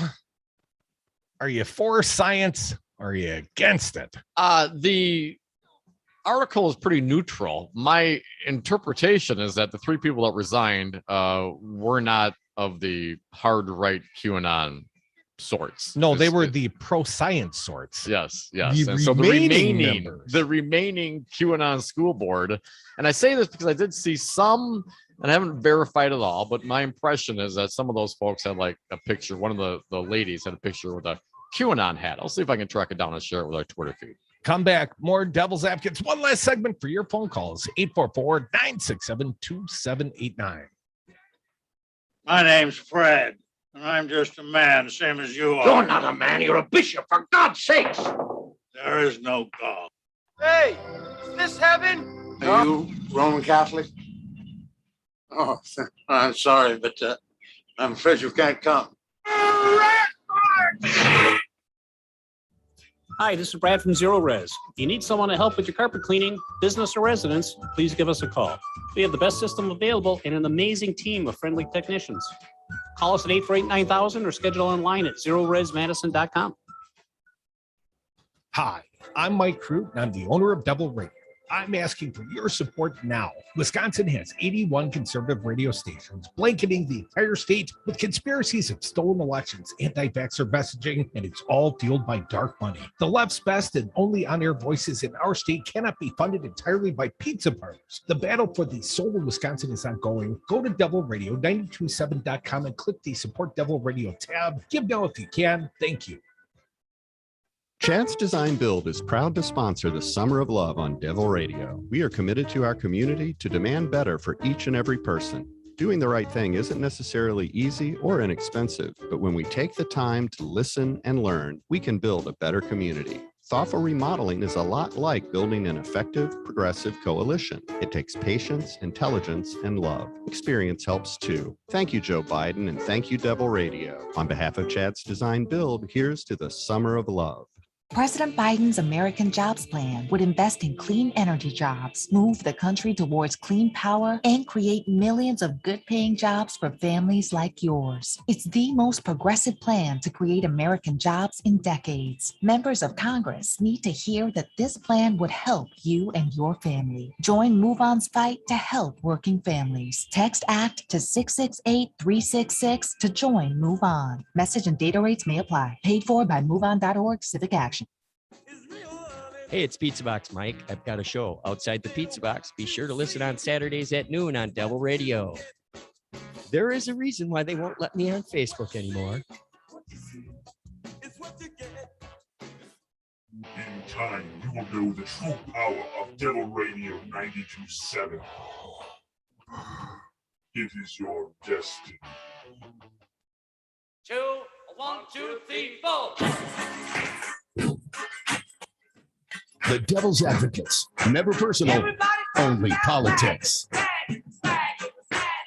And we are back. Thank you for listening to the Devil's Advocates radio show. Last segment of the day. So if you got something to say, hit us up toll free at 844-967-2789. We see you there. Callers, be patient. We'll get to you in just a moment. We got Watertown representing. Be patient, Watertown. We'll get to you next. Quick headline. Bill Glauber at the Journal Sentinel the headlines on Ron Johnson, Republican U.S. Senator Ron Johnson may be undecided about running for a third term next year, but the man charged with leading the National Republican Senatorial Committee has a hunch he knows what Johnson will do. I think he's got to run, and I think he'll decide in the next few months, said U.S. Senator Rick Scott. You know that bald guy looks like Skeletor from Florida, former Governor Dom? Well, Rick Scott, Monday, was at a political event in Hales Corners. Scott joined former Wisconsin Gubernator Scotty Wanker at Heritage Action Save Our Paycheck event, a program focused on what Republicans claim is the future of President Joe Biden's economic agenda. Wisconsin Senate race could be the pivot point as Republicans try to retain the seat. Likely it must if they're going to break the current 50-50 deadlock in the Senate. I think it's a really important race. I think Ron will win, assuming he runs. I think it's important we keep all 20 of our incumbents and win one of the Democratic seats, which I'm very comfortable that we will. I think it's very important Ron runs and that he wins. Yeah. Scott spoke of Johnson's passion on the main reason he'll run again. He pointed to Johnson's efforts to sign up 46 GOP senators to a pledge that would force Democrats to raise the debt ceiling on their own. Ron's a leader. He's passionate about the country, so I don't think he wants to get out. It's a hard job from the standpoint that it takes a lot of time and effort, but I think he really cares about this country, so I think he's going to run. The economic-focused event is a sign that Republicans and their conservative allies are trying to get a jump start on next year's midterms as the GOP tries to regain the House and the Senate. Scott accused Biden of mismanaging the economy, saying the president has instituted a Biden agenda of inflation with high taxes, with more regulation that's killing paychecks of American families. And Wanker, who now heads the Young Americans Foundation, said that inflation has real-world consequences. It's a tax on hardworking Americans. Walker told around the 50 people who attended the event. 50? 50. Oh, we'll get more at the bar next Tuesday when we go to Hawks, at least. If our audience has anything to say about it, I'm expecting hundreds, Tom. Hundreds, I tell you. Scott Walker and Rick Scott and a crew of 50 down in Hales Corners. Walker had harsh words for Biden on Afghanistan, where the Taliban has quickly gained control of the government. He accused the administration of fostering a policy of chaos through incompetence. In a tweet, Scott raised the unlikely prospect of the cabinet removing Biden from office through the 25th Amendment. After the disastrous events in Afghanistan, we must confront a serious question. Is Joe Biden capable of discharging the duties of his office, or has time come to exercise the provisions of the 25th Amendment? Man, I was saying the same thing about Trump. Anyway, yada, yada, yada. Rick Scott. Having a great time. Scott Walker.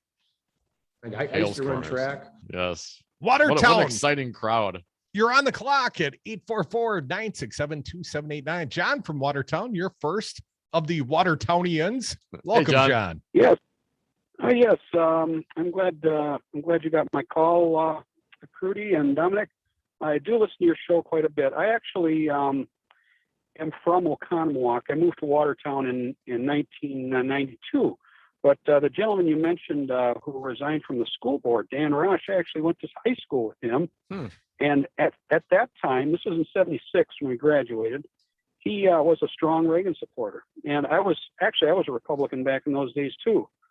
And I saw him one time in the 80s since graduating, and he was a school teacher and a nice, easygoing guy, easy to talk to and everything.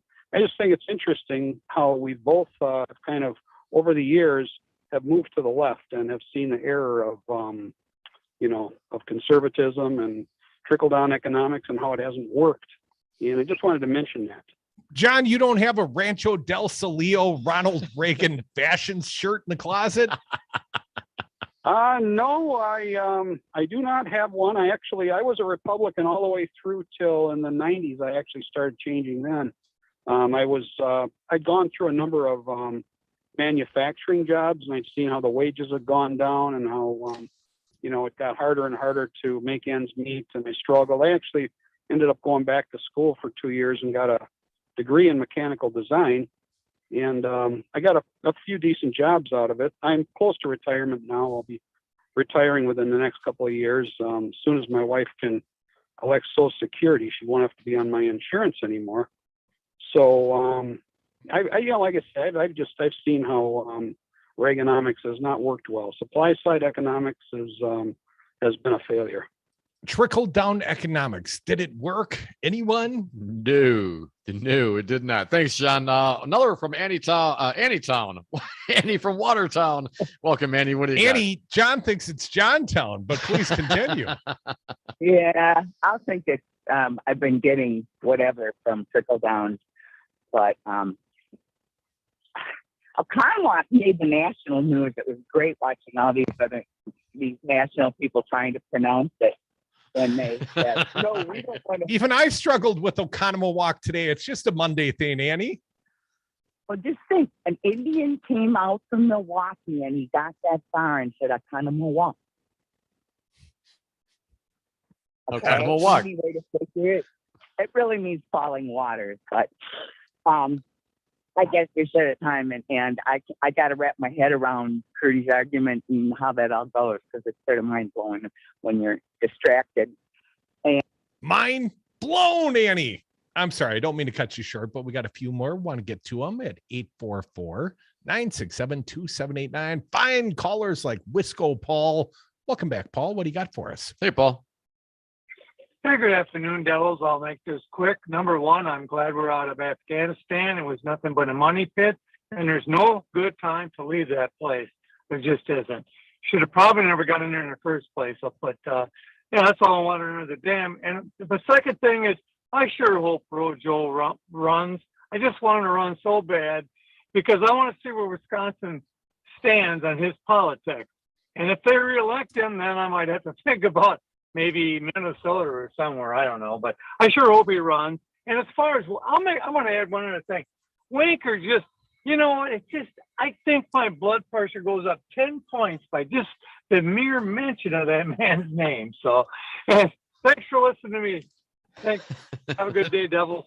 Thanks, Paul. When your Keep blood her down, pressure man. goes up 10 points, at least you know you're alive for now. Thank you, Wisco Paul. Thank you to all the fine listeners, especially those in Watertown. Please stick around. Earl Ingram's back. Earl's back finally. Where you been, Earl? Unexcused absences. One more and he'd have been off the team. Earl, Native Roots Radio. Thank you all for listening. Keep it locked. Devil Radio 92.7.